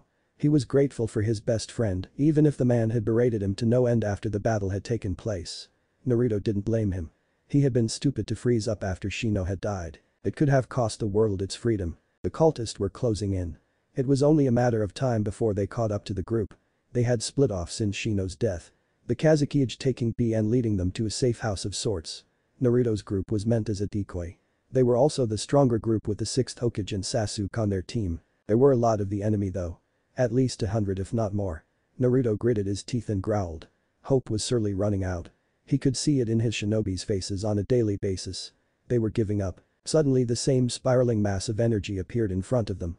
Obito showed his disfigured face a sneer, pulling it into an even more gruesome look. Naruto halted his men before they reached the accursed Uchiha. If looks could kill, Obito would be dead 1,000 times over from the glares of Naruto and Sasuke. Naruto, I want you to go. I will take care of this asshole. Get to safety. Sasuke left no room for Naruto to argue. He rushed forward to meet his clansman. Naruto jerked awake. Kurama's blood-red eyes stared down at him. You were freaking out again. Sorry for waking you, but I figured it was better than those nightmares. It's okay, Kurama. Thank you actually. I didn't want to see that again. He leaned into the soft fur of his tenant. Thank you. He whispered and closed his eyes. Once again he was unable to fall asleep, the ghosts of his past yelling curses in his ears. Kurama pulled him closer and nuzzled him. I'm here, kid. Clad in his Anbu uniform with his kitsune mask covering his face, Naruto made his way to the training grounds. He wanted to train till he dropped, and that was quite literally what he wanted. He forced chakra into the weight seals on his arms and legs, increasing their weight. He was going to work himself to the bone today. It was hours later that he felt Fugaku Uchiha's chakra signature. He stopped his training immediately. Within a minute the Uchiha head was standing in front of him, a solemn look on his face. I have thought about what you said. And I will stand by the village no matter what my clan may say. If what you said is true, I will trust in you. Chapter 5-2 of the Legendary 3. I'll admit, Naruto, that jutsu of yours is certainly useful. Kakashi said, addressing the red-haired Anbu that stood next to him. Although his one eye was locked on the unconscious white-haired man lying in a pool of his own blood that had flowed from his nose. He never could withstand my sexy jutsu. Naruto said with pride and amusement. But his voice was full of a tender affection. He, too, looked at Jiraiya bleeding. He smiled behind his mask, ignoring the tears that fell from his eyes. It had been such a long time since the man's death in his time. 9 years before his return, then another 4 years after his return. He was 10 years old in body but 29 mentally. He had had 13 years to come to terms with Jiraiya's death, and luckily he was not completely affected by seeing him again. All he had of the man were good memories. He had not seen him die, not even seen his body afterwards. But he had seen all the others, like Kakashi, and most of their deaths were fresh in his mind. He had avenged Jiraiya in the best way possible. By choosing not to kill Naruto, by convincing his sibling disciple to change his ways. And he was sure that was something the old pervert would have appreciated and approved of. It was still hard seeing him though. He loved the Sannin like a grandfather, and his death had messed him up for a time. That was so long ago though. Wake him up, kid, Kurama growled from his place on Naruto's shoulder.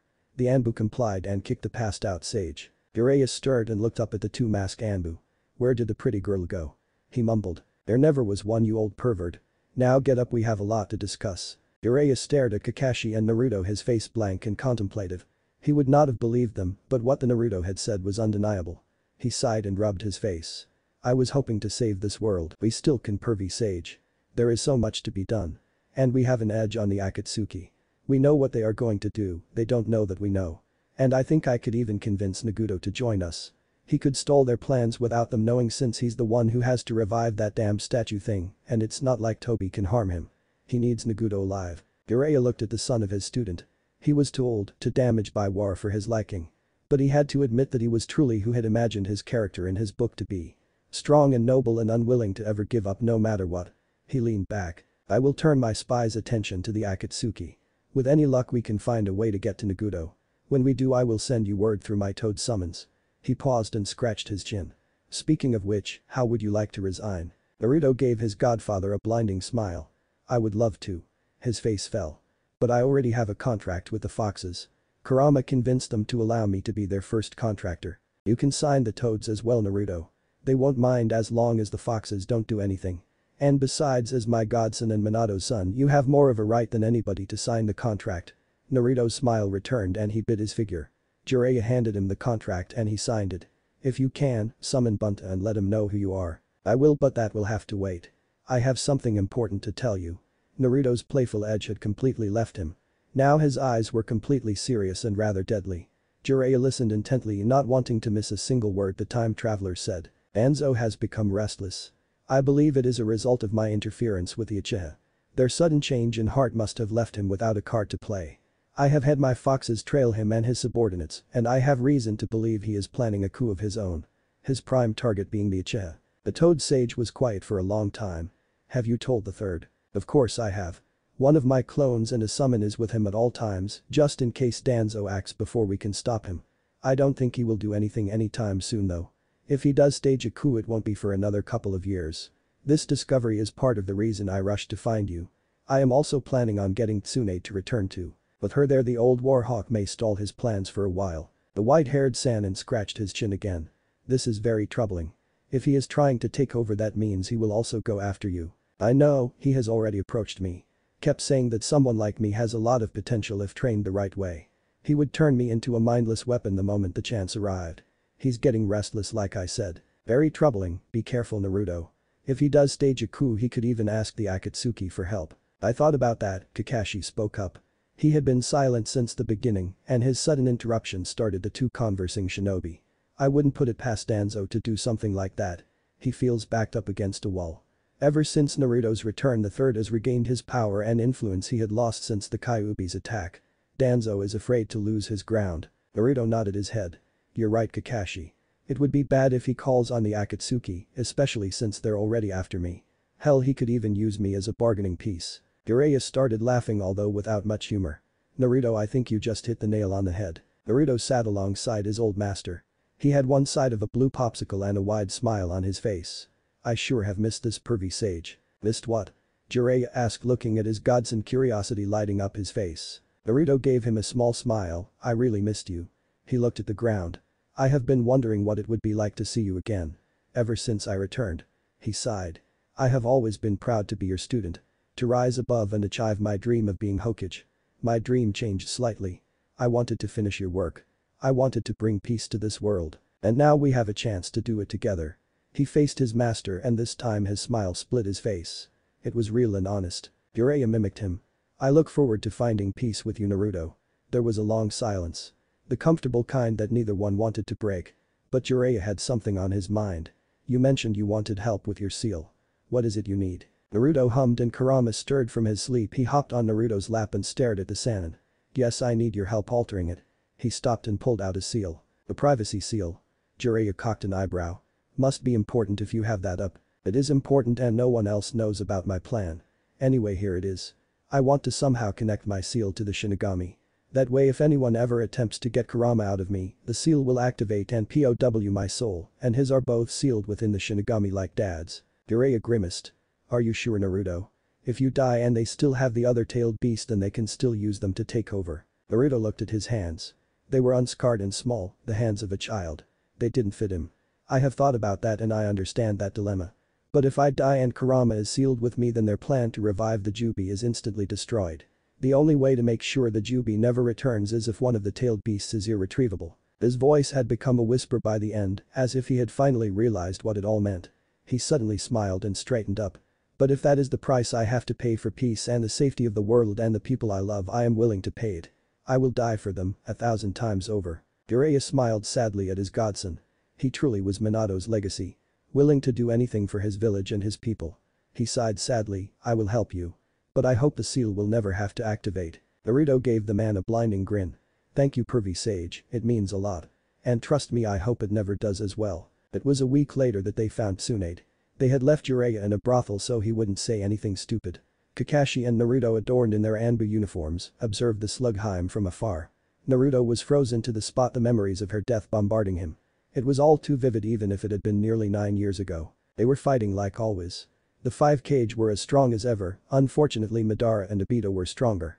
They were ruthless especially Madara, he knew he was practically invincible. Naruto was 20 at the time, battle-worn and dangerous. He was standing with the Kage as their equal, even if the title was not yet his. It was a bright and sunny day when the two Uchiha had showed up. Yes bright and sunny. The battle was very similar to the first they had had against the Madara. Only this time Naruto was by their side with B. The two Jinchuriki making a big difference. It was still tough and in the end they had to retreat. They would have all gotten out safe for the most part, but they had not expected Tsunade, the 5th Hokage, to make a final stand. She had purposefully fallen behind them. She had believed they would not make it and knew she would die if she tried to stall them. She was right, she did die at Madara's hands. Naruto could still hear his sick laughter now as he watched his grandmother figure gamble away her money. A lone tear streaked down his face. He turned his head towards Kakashi, the Jonin gave him a signal. With a flash the two Konoha Anbu appeared in front of Tsunade. She gave no indication of surprise when she looked up at them. Her eyes had hardened at the sight of the red and silver-haired shinobi. "What do you want?" she asked in a harsh voice. "To speak with you, Granny Tsunade." Naruto piped up. He smirked when he saw Tsunade's eye twitch at being called Granny. "Come back later, I'm busy." "Busy? So losing all of your money and getting into debt is busy?" Naruto shook his head then removed his mask. Tsunade studied him closely, she was unnerved at how familiar the red-haired shinobi looked. She narrowed her eyes. "Who are you?" Naruto smiled and laughed when Tsunade about fell out of her chair. "I am the godson of your teammate." He winked at her before leaving the room. Kakashi looked after him in surprise but quickly followed. "Naruto, she'll never follow us." "Why did you suddenly leave?" "Because now she will. She must be feeling like she's seen a ghost." He chuckled. "You have seen a ghost, Naruto," Kakashi reminded. Naruto flew back and slammed into the wall. Tsunade stood above him, her eyes deadly and angry. "Explain yourself, you shit. What did you mean by you're my teammate's godson?" Naruto's head lolled back and forth, his mind foggy from the impact. "Tsunade-sama, please don't hurt him, he didn't mean any harm, he just doesn't have a filter sometimes," Kakashi said with his hands raised palm forward. Tsunade gave him a sharp look. "I know who you are, Kakashi Haddock. But I don't know this man and I will not be disrespected by him." "You're disrespecting yourself by running away from your past granny," Naruto mumbled as he stood up. "And besides, my disrespect is a sign of my affection." He dropped his hinge to reveal that he was just a kid, a miniature Minato at that. Tsunade stared at him open-mouthed. "You're Naruto Uzumaki, Namikaze, son of the 4th Hokage, and Kushina Uzumaki, the Kyuubi's Jinchuriki and future Hokage." He smiled at her while pointing to his forehead where he wore his leaf hit eye. Seconds later his smile vanished and his face became serious. Tsunade flinched at the look in his eyes. Eyes of a veteran. "We have a lot to talk about, Granny." Tsunade, like Jiraiya, sat in a stunned silence. She was amazed at what Naruto had been through. He had stood strong, even became the 6th Hokage, had seen his village destroyed, and kept fighting. She was torn apart. Naruto had mentioned Dan and Naoki and how they would have wanted her to stay strong for them. She took hold of the necklace and looked at it. It glowed with a soft green light. She smiled slightly before gripping it and looking up at Naruto. He could see the uncertainty in her eyes which caused him to sigh. "Look, Granny, I know it's a lot to take in and I know right now you don't like Konoha much.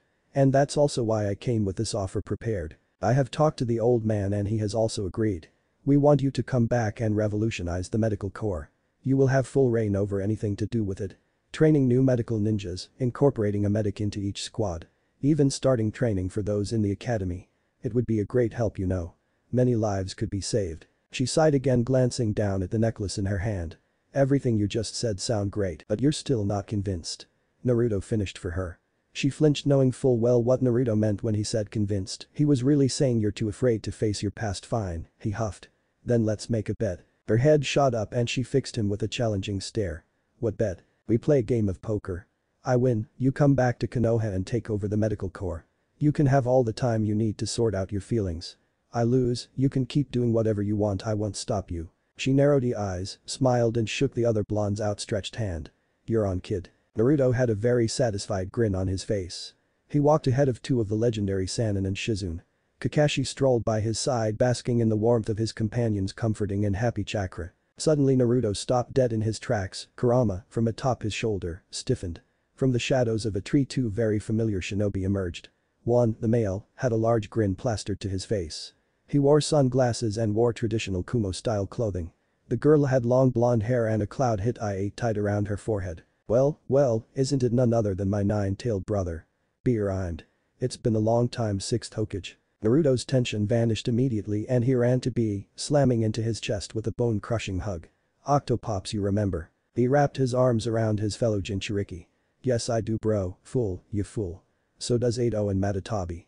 She filled in Yujito. Naruto looked over at the two-tails Jinchuriki and gave her a nod of respect. She did the same. "Hello B, how's my brother doing?" Kurama asked. B stared. "Now that is cool. How did you do that, bro?" "Fool, you fool." Naruto laughed. "I altered my seal a bit. I can teach the both of you if you would like." "Yes. Fool, you fool." "Naruto, we have some information you may like to hear." Yujito's soft voice interrupted the two boisterous Jinchuriki. Naruto raised one yellow eyebrow. It appears that soon as Jinchuriki mysteriously stopped killing people around 4 years ago. He hasn't killed anyone since. Sneak peek. Chapter 6 Edo Tensei. Naruto's clone sat in the middle of a clearing by a small hut. A fake scroll of ceiling in its lap. The real Naruto hid in the trees adorned in his Anbu uniform, his kitsune mask covering his whiskered face. It didn't take long before Iruka and Mizuki arrived. Events unfolded in much of the same way as they had in the original timeline. The real Naruto jumped in before his clone had to take on Mizuki after Iruka's speech. He was swift and with a simple flick of his wrist slit Mizuki's throat. The traitor fell to the ground clutching his bleeding neck.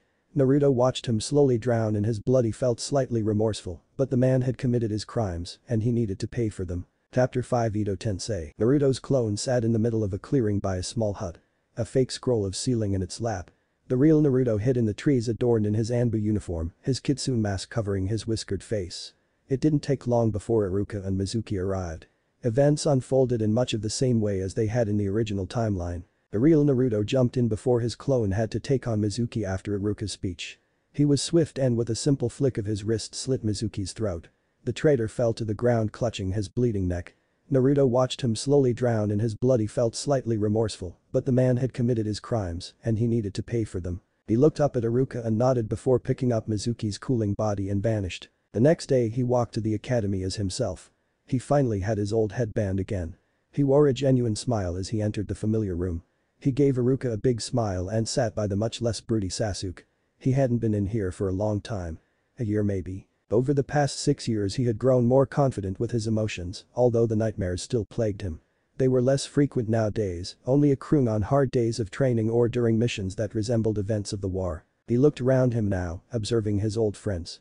A few gave him odd looks. He knew he was acting out of character, but he didn't care. It also added concern that he wasn't wearing that orange jumpsuit of his. Instead he had on a black shinobi-style pants on and a mesh shirt with a black jacket with the orange Uzumaki clan symbol on the back. He had different matters on his mind. Things were going to start heating up here in the next few months. His first priority would be to save Zabuza and Haku.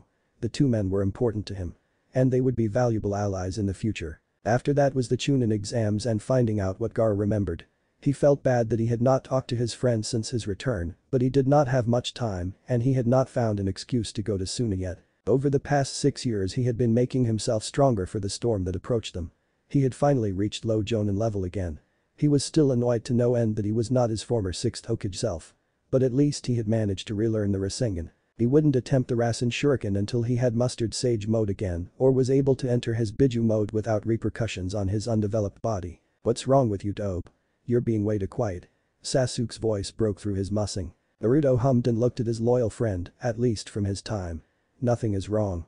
He gave his friend a small smile, completely fake to go along with his lie. Truth be told, the blonde time traveler was stressed out and worried. Sasuke looked at him, HN. Naruto chuckled a little, but turned his attention to the two bickering girls that had just arrived. Even if they had both took training more seriously after Tsunade had introduced them to medical ninjutsu, they were still fangirls at heart. He quickly moved to the other side of the Uchiha before the girls could fight with him. He didn't want to end up kissing Sasuke again. Once was bad enough. Sakura won and sat by Sasuke, much to the Uchiha's annoyance. He glared at Naruto as if to accuse him that it was his fault. But Naruto paid him no mind. He stared at Iruka as the Chunin went about his business. He had a list in his hand and was about to call the teams. "Alright class, I am going to announce the teams now." Naruto ignored most of the other team calls until it got to Team 7. Team 7 will consist of Naruto Uzumaki, Sakura Haruno, and Sasuke Uchiha. Yep, just like originally. Naruto smiled. It was an old smile. One of someone reminiscing about a time long forgotten. Sasuke noticed the smile. It did not belong on the face of a 12-year-old kid, ninja or civilian, it just didn't fit. Naruto didn't pay attention to the others either. Team 8 and 10 were the same. Even the comments were the same. Oh, the bittersweet nostalgia. He sighed when lunch was called and walked out of the room without waiting for anyone. He noticed the few odd looks he got from his classmates but continued on. It was time to show his true self, no matter how damaged it was. That way when the time came they could accept the truth easier. And besides, his emotions were getting out of hand. He made his way to the roof where he had felt Kakashi's chakra. "I wonder if you had been here that whole time during the past. But I doubt it, you were probably at the stone." Kakashi looked up at him and I smiled. "It's good to see you too, Naruto.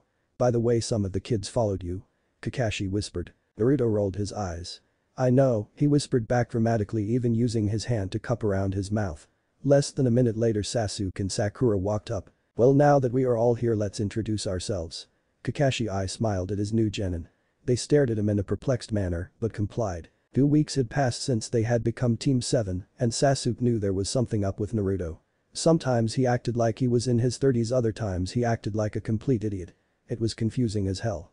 And annoying too. He had asked the dope at least 100 times, but the blonde had yet to answer him. He would give him cryptic saying or avoid the question completely. And to top it all off, 3 of the young academy students followed him around like he was the coolest thing to ever walk the earth and call him boss. He gritted his teeth as he walked into his house. Itachi stood in the kitchen with his mother. Hello Itato, how was training and missions today? Of course he would use the universal grunt of the Uchiha. Itachi rolled his eyes and poked his brother on the forehead. He received a glare from his brother but got the answer he wanted. Fine, it's Naruto. There's something about him that just bothers me. One day he can be a complete idiot, the next he can act like a man in his 30s. It's almost like he's 2 different people. Itachi hummed in recognition. He, too, had noticed his little brother's teammate's odd double nature. He suspected it had to do something with Kitsune the Anbu operative. He had seen the Anbu's fox around the kid on more than one occasion throughout the past couple of years. He respected Kitsune and had worked with him multiple of times. He also knew that it was Kitsune who had changed his father's mind about the coup, unfortunately he did not know how. Look underneath Itato. I bet there is a lot more to Naruto than you would think. Sasuke grunted and looked away. Even if there is, he's still a dope. Itachi chuckled and patted his brother on the head. Kurama paced around inside of Naruto's mindscape. He growled several of times before sitting down with a huff. He had been stuck inside of his host ever since he had been put back on his genin team. 31 years of being sealed within Naruto had taught him one thing: never challenge the #1 hyperactive knuckleheaded unpredictable ninja. Even if Naruto had lost a lot of his hyperactive behavior and idiocy, he was still as unpredictable as ever. And because of his small comment, his host had locked him within the seal as a punishment. He huffed again and yelled curses at his host. He was ignored once again. Damn it kid, let me out, it's so boring in here. He yelled in his deep voice. Silence greeted him. His eye twitched. I know you can hear me kid. I am in your head after all. Kurama, will you be quiet? I am trying to think here, and besides my team is going to be here soon. I'll let you out when I deem you ready. Naruto replied shortly before cutting the connection again. Naruto sat up when Sasuke arrived, soon followed by Sakura. He greeted them with a small wave and a small smile. Sasuke glared at his teammate. The mature version was back again. They waited for a while until Kakashi arrived and I smiled at them. Sasuke noticed the slight nods of respect and familiarity the blonde had shared with his sensei. He gritted his teeth and followed them. Kakashi pulled out his perverted book and started reading it. Naruto smiled, then rolled his eyes at the comment his ever-present friend said. He ignored the few glares he received from angry citizens. They had become much less since he had become a ninja.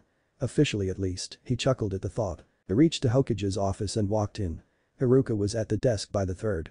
This was the day they would receive the wave mission. Naruto smiled at the old man and he returned it. Hey Jiji, got a good mission for us? Yes I do Naruto. I believe your team is ready for a C rank. It is an escort mission to the land of waves where you will guard a bridge builder until the bridge is finished. He paused and his smile slipped. Although I have a feeling this mission may be more than what it is made out to be, so I am going to send an Anbu with you. He goes by the codename of Kitsune. He gave Naruto a pointed look. The blonde Jinchuriki raised an eyebrow but nodded. He silently thanked the Hokage for making his job a hell of a lot easier. You don't think my kids and I can handle a simple mission, Hokage-sama? Curse you Kakashi. It's not that Kakashi, I would feel a lot better if Kitsune went along. He could be of great help if anything unexpected happens. What could go wrong on an escort mission? Sasuke butted in. Naruto sighed and looked at his friend and teammate. Everything can go wrong Sasuke. Expect the unexpected. Sasuke's eye twitched, again with the damn mature moments. Naruto laughed and looked up at Kakashi. Come on sensei, let Kitsune come, maybe he could show us some cool stuff. He begged in a childlike voice, successfully throwing the Uchiha off again. I agree, he could show us something. Sasuke said. Sakura nodded in agreement. Kakashi looked at his genin with a mock-hurt expression. What, you don't think I won't show you something cool? I doubt we will need Kitsune. Naruto sent carefully controlled killing intent to Kakashi. Only he and the Hokage were able to feel it and maybe a few Anbu, but everyone else was oblivious. Kakashi shivered slightly, the warning was utterly clear to him. He sighed, alright Kitsune can come. The Hokage nodded and brushed off the after effect of Naruto's kai. He truly was a Kage in his time, only a Kage could have had such an influence on people around him without some knowing. He could feel the unhinged Anbu members around him. Surely they had never expected Naruto capable of such a feat. Good, he said, because I was going to send him anyways despite your disapproval, Kakashi. I want my shinobi safe, and Kitsune has already agreed to refuse payment for this mission. He is going on volunteer only. The Hokage smiled triumphantly when he saw Naruto's eyebrow twitch in annoyance. That's kind of him, Naruto gritted out his glare directed at the Hokage. The third merely chuckled and pointed to the door behind them. Right then Tazuna walked in his bottle of sake in a brown paper bag. His cheeks were red from the burning alcohol, and his eyes were dazed red and puffy. He looked the team over and snorted. They're just a bunch of snot-nosed kids, how do you expect them to protect me? Kakashi I smiled at him. Trust me Mr. Contractor, these genin are strong and very capable ninja. And besides I am an elite jonin and there will also be an elite Anbu who volunteered coming with us. You have nothing to worry about. After all this is a simple escort mission, right? Unless you're not telling us everything. Azuna nodded his head in contemplation. Nope, nothing new. He drawled. Good, then meet us at the gates in about an hour. He left in a swirl of leaves. Naruto had gotten to his apartment quickly. He grumbled under his breath as he packed. Damn Kakashi for trying to make things harder for him. He heard Kurama laugh from within his mindscape. Shut it, fox, or I won't let you out. The great Kyuubi silenced himself immediately. The time traveler finished packing his things and sealed them all into a sealing tattoo on his arm. He lifted up his sleeve and pressed 2 fingers to his another tattoo. Instantly his Anbu gear and mask unsealed themselves. He dressed in them and hinged himself. He placed his mask on his face and created a clone to pose as him. He looked around his clean and monk-like apartment and activated his protection seals. He shunshined outside of his apartment and headed to the gates. His clone made its way there in a much slower fashion, acting as its idiotic self. He arrived before everyone and hid in the shadows, expertly suppressing his chakra. He doubted that even Kakashi could sense him. It wasn't long before Sasuke showed up. He smiled at the Uchiha's annoyed expression. He had never been the most patient person in the shinobi world. Azuna was the next to arrive, even drunker than before. Sasuke only gave him a small glance before turning his head away. Must still be annoyed at being called a snot-nosed brat, he smiled behind his mask. Ah, the memories. Sakura arrived next. She immediately started ogling over Sasuke and talking about what she had learned from Tsunade. His clone came right after. Naruto noticed Sasuke's relieved face when he spotted the clone. But that didn't last long as the clone started being stupid again. It was a while later that Kakashi arrived, after the designated time of course. Naruto smiled again as all 3 genin yelled at him. Alright my little ducklings, let's go. Kakashi I smiled and started to walk. Wait, where is the Anbu guy sensei? Sakura asked obliviously. Kakashi chuckled and pointed to the shadows where Naruto hid. He's been lurking over there this whole time. I'm pretty sure he was the first to arrive actually. What, really? Naruto's clone played dumb. Yep, he is Anbu after all. Kakashi looked to the shadows, right at the seething Naruto. He had been hoping Kakashi wouldn't catch him. Come on out, you lurker.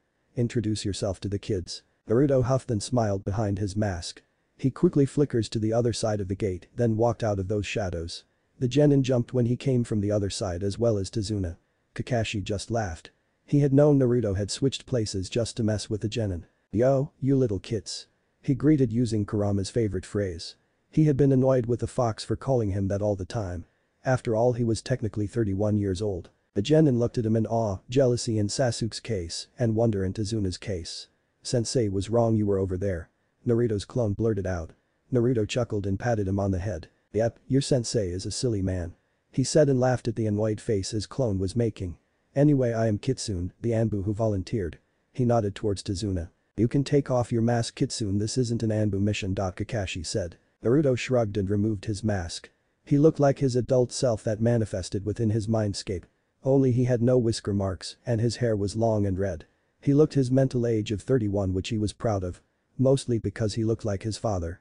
His long hair was tied in a ponytail and his bangs framed his face on either side. Alright little kits, let's go. He fell into step beside Kakashi and remained silent. The silence had dragged on for a long time until the genin started asking questions about the different lands and foreign ninja.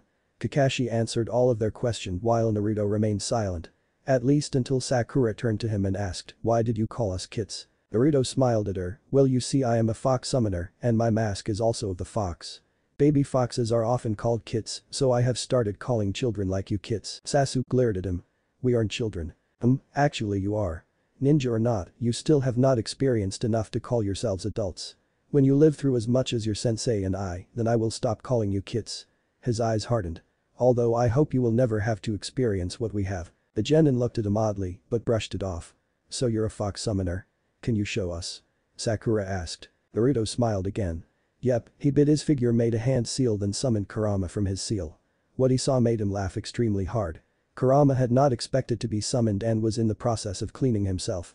He had been licking under his leg in a cat-like fashion when he had materialized outside of the seal. He stopped immediately and glared at his host.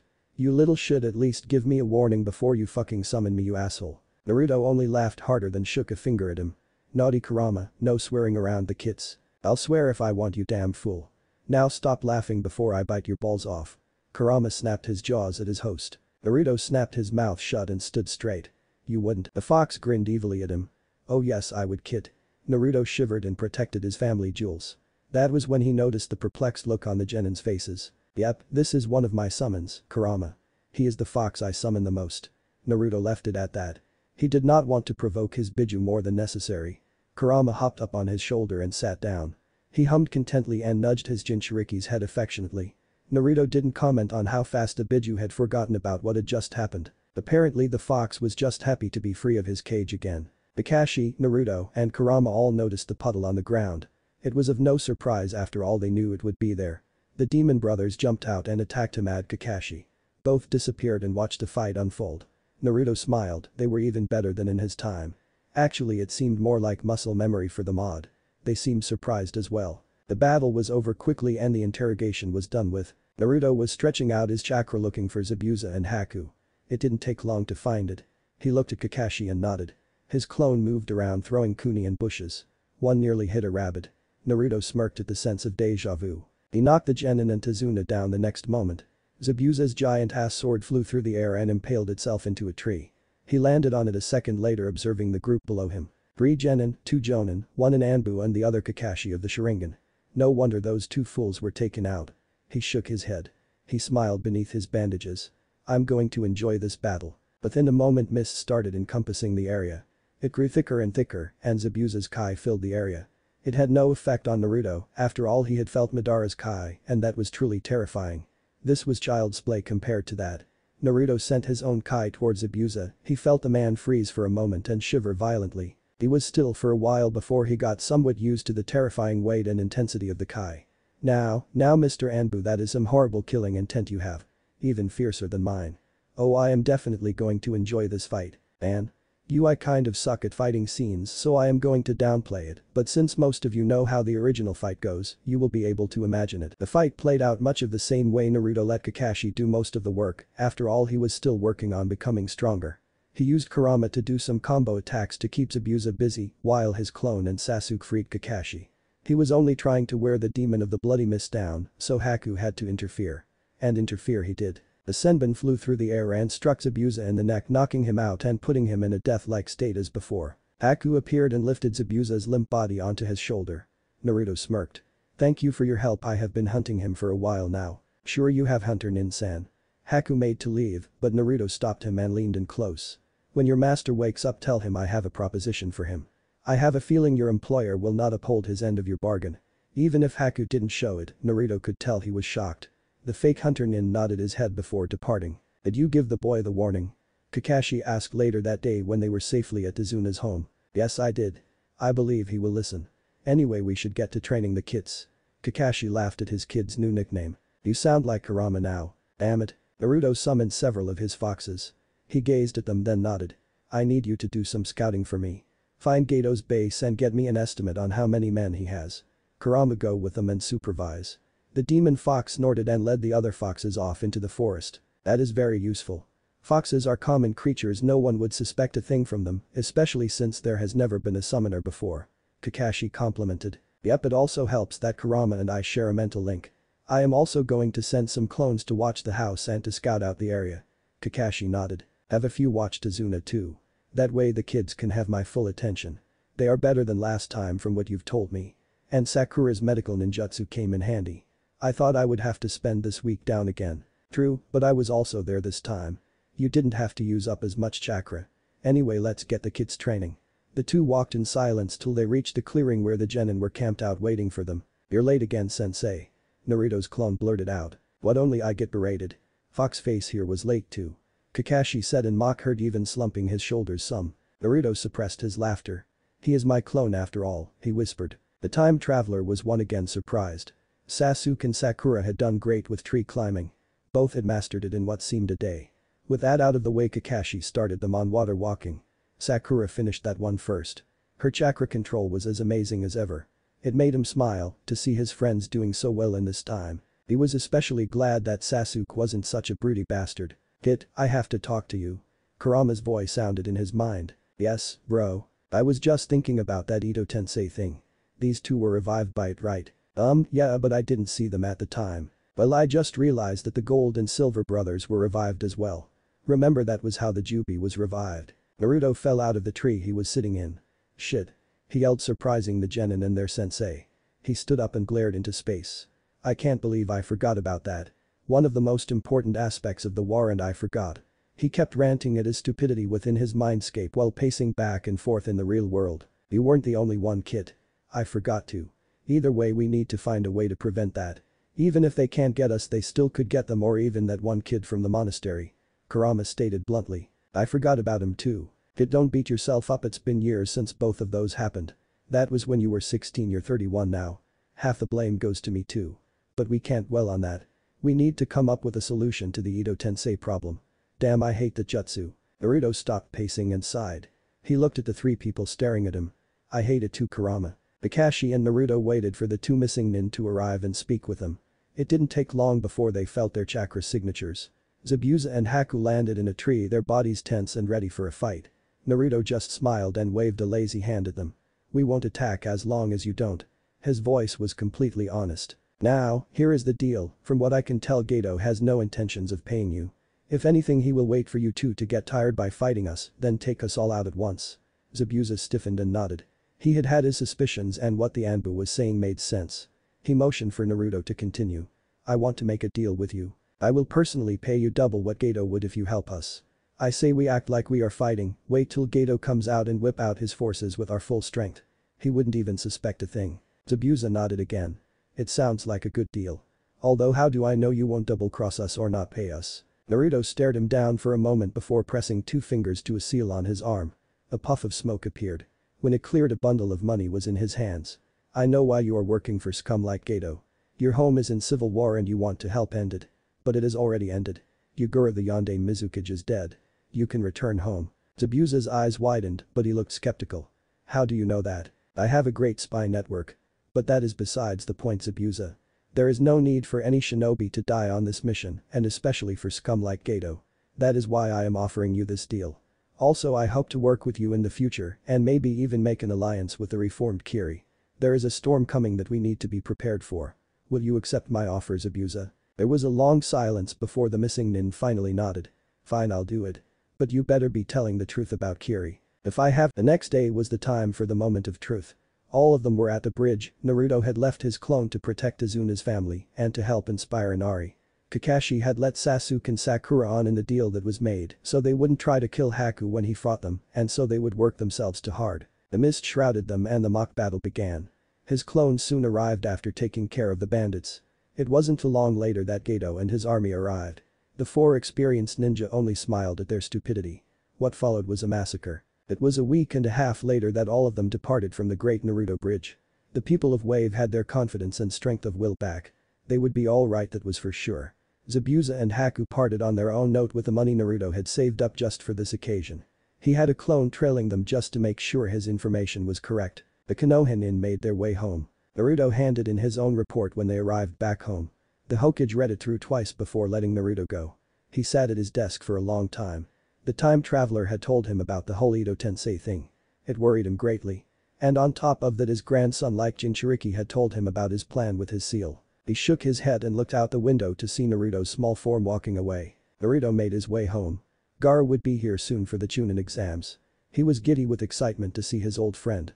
Just a few more days. Konohamaru and his two misfits trailed behind Naruto disguised as a rock.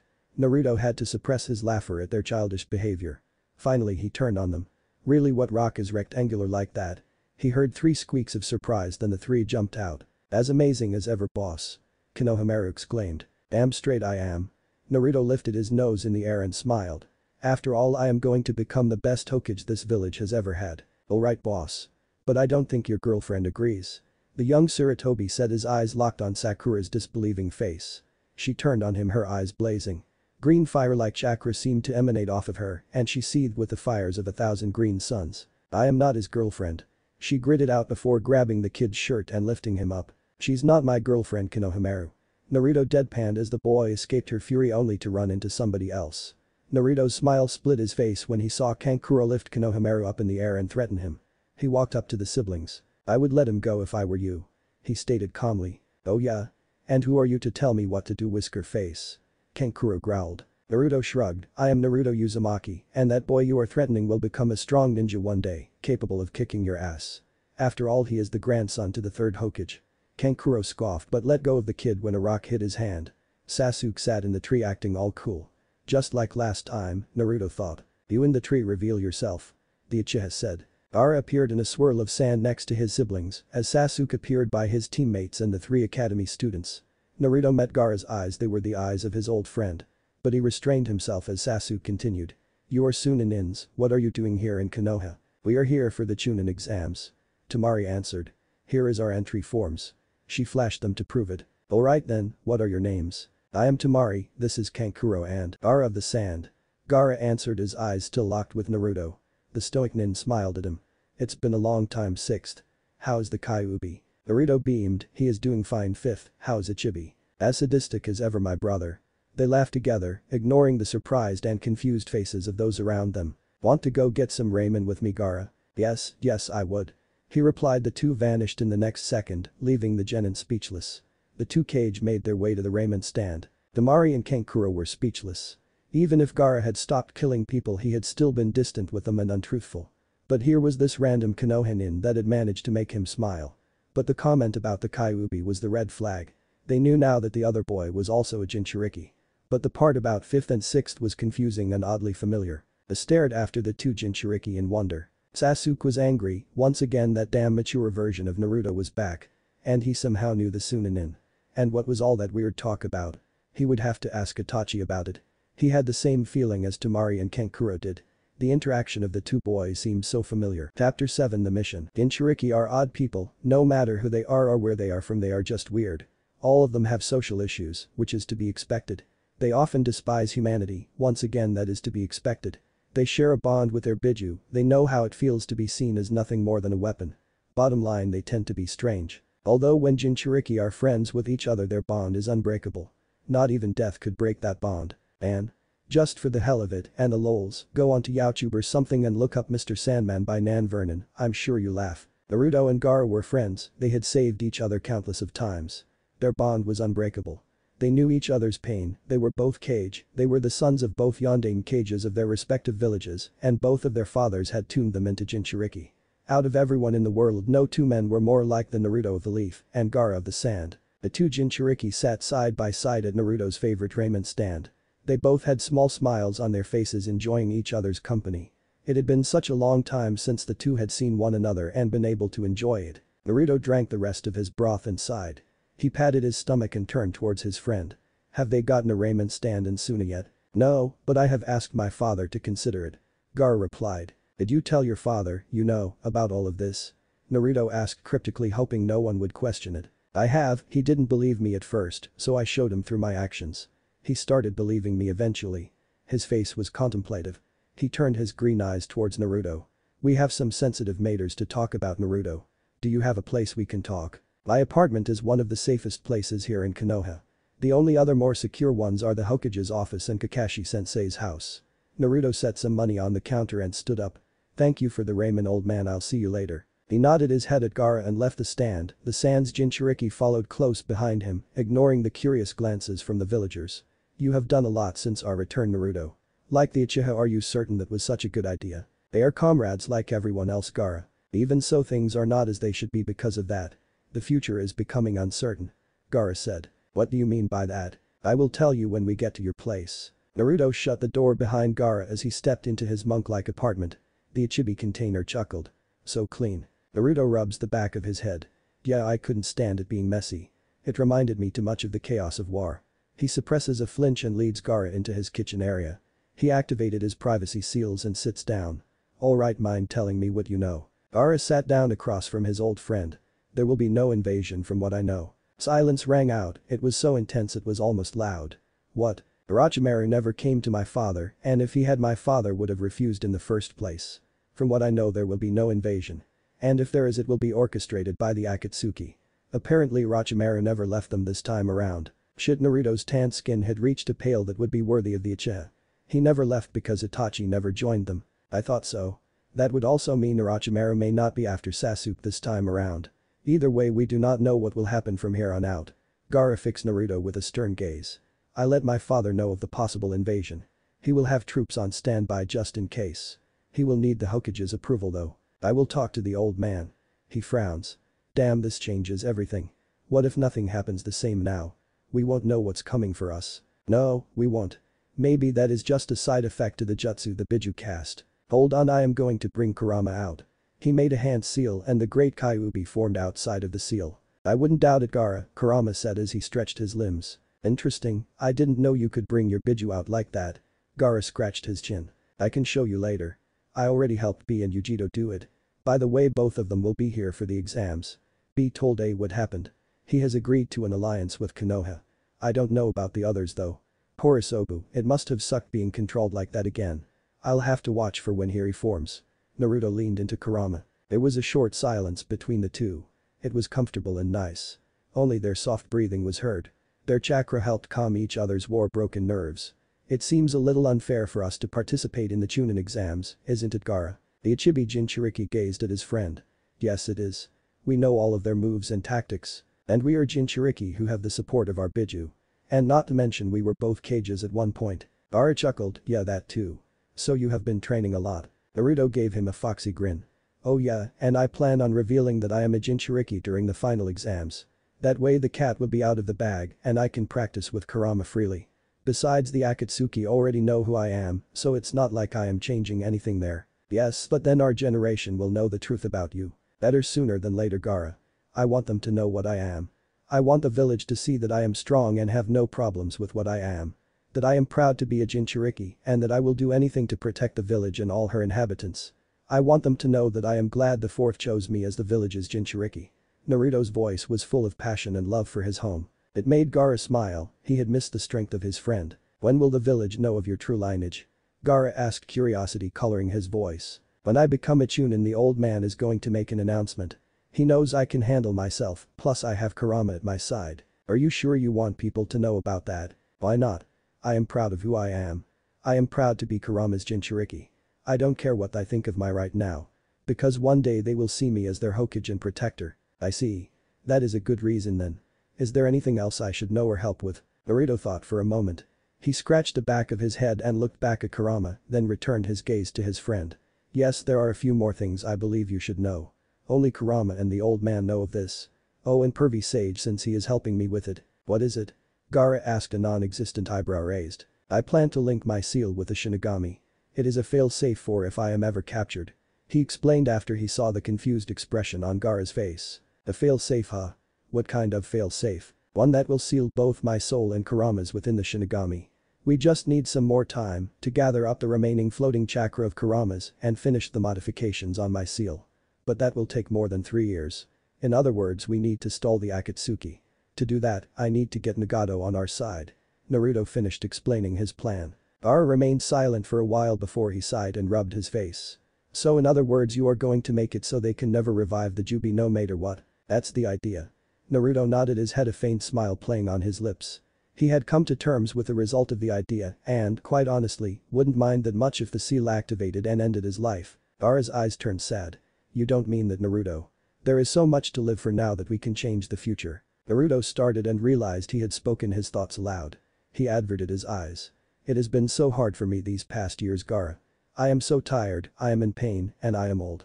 The only reason I have held on this long is for those who are still alive and have their futures ahead of them. They don't remember the horrors, but I do. Gaara stood and closed the space between them. He placed both of his hands on Naruto's shoulders and forced him to look him in the eyes. I understand, Naruto, and I cannot imagine what you are going through. You have already tried to kill yourself once in the past, and I stopped you then. You weren't in a good place. I know it is selfish of me to ask this, but could you hold on, could you continue to fight for the sake of all of us? There was a long pause. Blue met sea foam green in an eternal stare. Finally Naruto sighed and nodded his head. Gaara gave him one of his rare smiles. Good, because your life is not only your own. It is Kurama's, it is mine, the other Jinchuriki and their Biju. It belongs to Konoha, who you swore to protect. We will stand by you, I will help you carry this burden if you allow me. You were my first friend Naruto and I see you as my brother. I will not let you down. The kid is right Naruto, I will also stand by your side and so will me siblings. Kurama's tails wrapped around him and tightened themselves. Naruto choked up and looked down. Thank you, both of you. I really appreciate it. I think I needed to hear that. He whipped away a few stray tears. On a whim he pulled Gaara into a bone-crushing hug. Are you sure about this, Kakashi? Asuma asked, his face full of uncertainty. Why not? It's not like any of our genin have anything else planned. Kakashi said lazily, like always. I think it is a great idea. Let the children show their power of youth. Guy exclaimed, practically causing half the village to go deaf.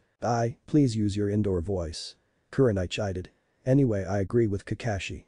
This could improve all of their relationship with each other and might help them out in the Chunin exams. Exactly. I'll go fetch my ducklings and you get yours as well. Meet here in an hour. Kakashi shunshined away in a swirl of leaves. Is it just me or does Kakashi seem way too excited about this? Asuma asked the other jonin. It's not you. Kurenai replied. An hour later the Konoha 12 were reunited once again, even if they didn't know it. Naruto sat at the back nervously, memories of the future, his past, plaguing him. Many of the genin did not look too happy to be there, like Neji and Sasuke, but others were happy to be around each other. Their four jonin sensei had gathered some snacks and drinks. It was like a picnic, only Kakashi had brought some alcohol and he was presenting it to the genin. His reasoning.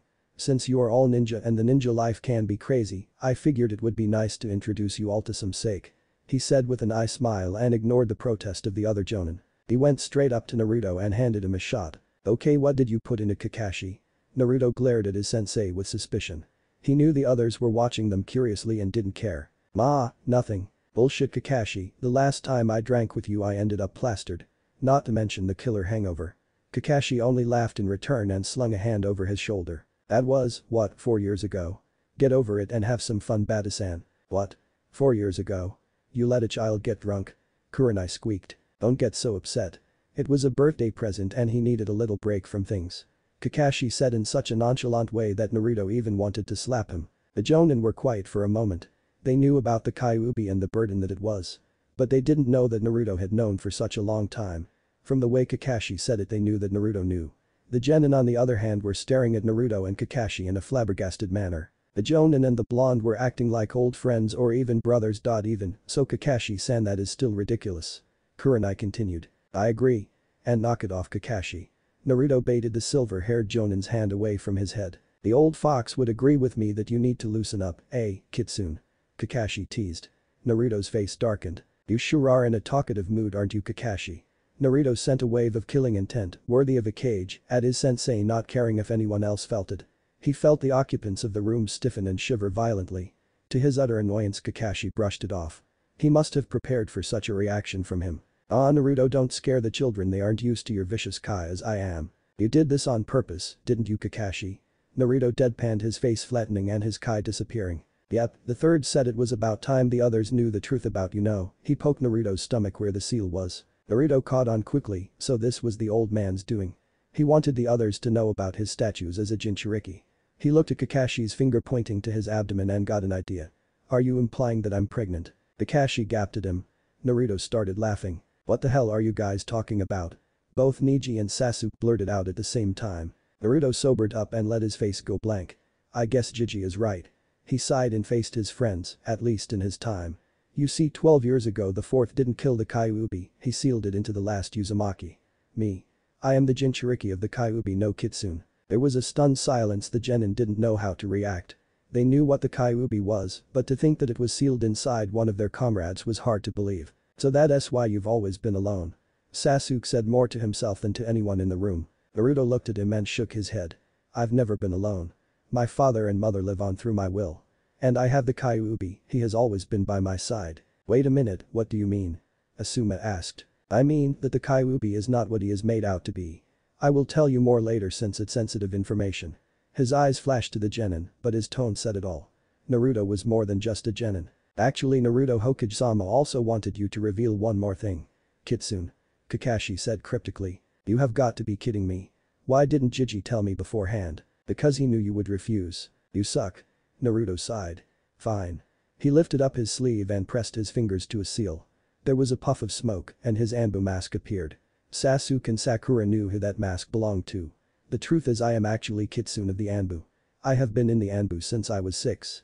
The Naruto you all saw at the academy was only a clone. The look on the Genin's faces made Naruto laugh. Yep, they never would have guessed.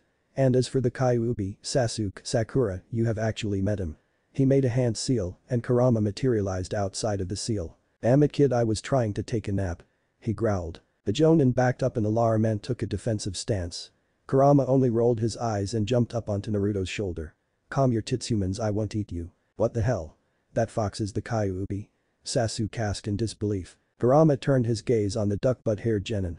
Yes I am, thank you very much pitiful human. Sasuke glared at the fox before turning his glare on Naruto. I knew there was something off about you. And you have been holding back. Naruto rolled his eyes. Trust me Sasuke, you don't want me to go all out on you. I am a full-fledged Jinchuriki and in a few more years when my body is more developed, I will be stronger than the third Hokage.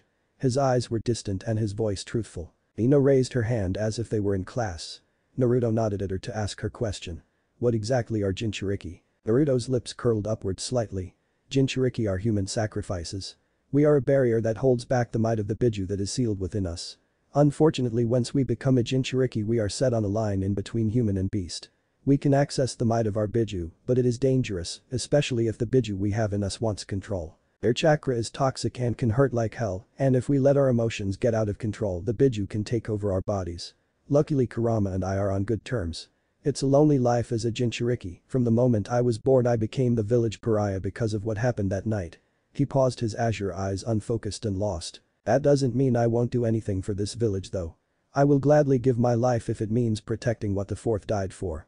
He turned to Kakashi. Why did Gigi want me to reveal all of this? Kakashi cocked his head to the side. He needs them to know what you are truly capable of. He turned to the rest of them. From this moment on you will all be part of a special ops group handpicked by the third Hokage himself. Naruto has given us important information that will possibly prevent another world war. This is probably the most important mission you will ever go on. And your first part of the mission is to make Chunin. You will all participate in the Chunin exams to gain your rank. Naruto will only be with you to make the teams even. Since he is already Anbu.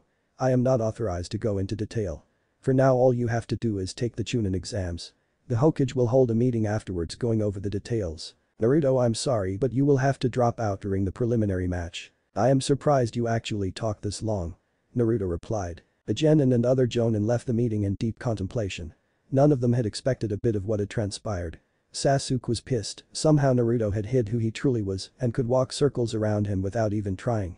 But what bothered him most, oddly enough, was that Naruto didn't trust him enough to tell him the truth. He wanted to understand his blonde teammate but couldn't. Sakura felt similar to Sasuke but on a smaller scale.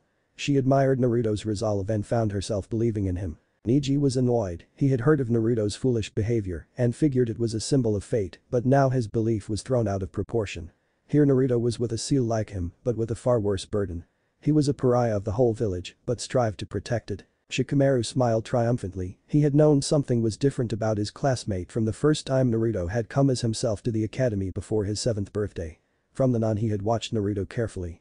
Every couple of months the real Naruto would come to the academy. He was quiet and reserved on those days, and his eyes were similar to what Shikamaru had seen in the war veterans. The only thing that was amiss was the look itself. Even if Naruto was an Anbu he should never have the eyes of someone had seen war and lived to tell the tale. He rubbed his chin. He would have to analyze his blonde classmate closer. As for the other Genin, most were just excited and proud to know that they had been chosen for a special mission. But one thing that surprised them all was the faith they had for Naruto. It was out of place, almost like it didn't belong to their current being. When they had heard the conviction in Naruto's voice they believed in him, they wanted to follow him no matter what. It was almost disturbing. Chapter 8 It starts. The blonde preteen stared at his Hokage with stern eyes. He sent carefully controlled Kai at the man. What the hell are you doing? He gritted out through his clenched and sharpened teeth. His eyes had a tint of red to them that was making the third's personal Anbu guard fidget nervously. They did not like the way the Jinchuriki was glaring at their leader. Hiruzen on the other hand was unfazed. He had figured Naruto would come in and demand why he had taken things into his own hands. Because I am the Hokage. He instantly activated the privacy seals in the room. Naruto, you may have been the Hokage in your time, but right now I am in charge. He returned the glare that his subordinate had fixed him with. I understand that you came from a hard time. I can never imagine what you went through personally or what it was like to face such a terrifying being as the Jubi. But right now I have a village to run. I am the figurehead and the one with the authority to command. You on the other hand do not. Nobody knows you were once their Hokage. I have let you do your own thing for too long. It is time you start acting like one of my shinobi and follow my orders. Naruto relaxed and straightened his posture, understanding filling his eyes. Forgive me Hokage-sama, I let my emotions escape me. I was just upset that you didn't inform me of your plans beforehand. Hiruzen sat back in his seat and puffed on his pipe. He was slightly shaken from Naruto's sudden respect and formalness. The worst part was that Naruto was being genuine. In that moment he realized that the boy he thought he knew may no longer exists. What stood in front of him was the essence of a true and loyal shinobi. He puffed out the smoke in his mouth and sighed. Naruto had said nothing else, he was awaiting orders. From what you have told me, things are going to start heating up here in the next little bit. That is why I have selected you old teammates to undergo special training. The Konoha 12 are going to become the elite of the elite. And you will lead them. There was a short silence between the two Hokage. I understand. If I may, Hokage-sama. The old man nodded. I spoke with Gaara of the Sand. He remembers the future we came from. He has told his father and the Kazekage has no intention of invading. Also from what Gaara has told me that Orochimaru never left the Akatsuki. Overall I don't believe there is an invasion planned at all. Even so, the Kazekage has asked to station some troops just in case. The third Hokage regarded Naruto's words carefully. After the preliminary rounds I want you to go to Suna and talk to the Kazekage personally. You are a good judge of character and I know that as a Kage yourself you should be able to catch anything fishy. I want no holes if I am to allow this. Our village's safety comes first. I understand Hokage-sama. That's not all, Naruto. The old Hokage puffed his pipe again. After the preliminary round and your trip to Suna, which should take you less than a week, you are to start helping the Konoha 12 train. After the Chunin exams you will leave with Uraya and focus on your training and that seal. I am giving you free rein while you are away. But I expect full reports of everything at the end of every month you are away. I hope your goal will be to stall the Akatsuki for as long as possible. The aging Hokage paused for a moment, his eyes full of confliction. Finally he sighed and rubbed his face. I have thought a lot about what you have told me regarding the Ito Tensei. I want you to learn the jutsu and do whatever you can to prevent it from being used against us. Naruto tensed and looked as if he was going to throw up.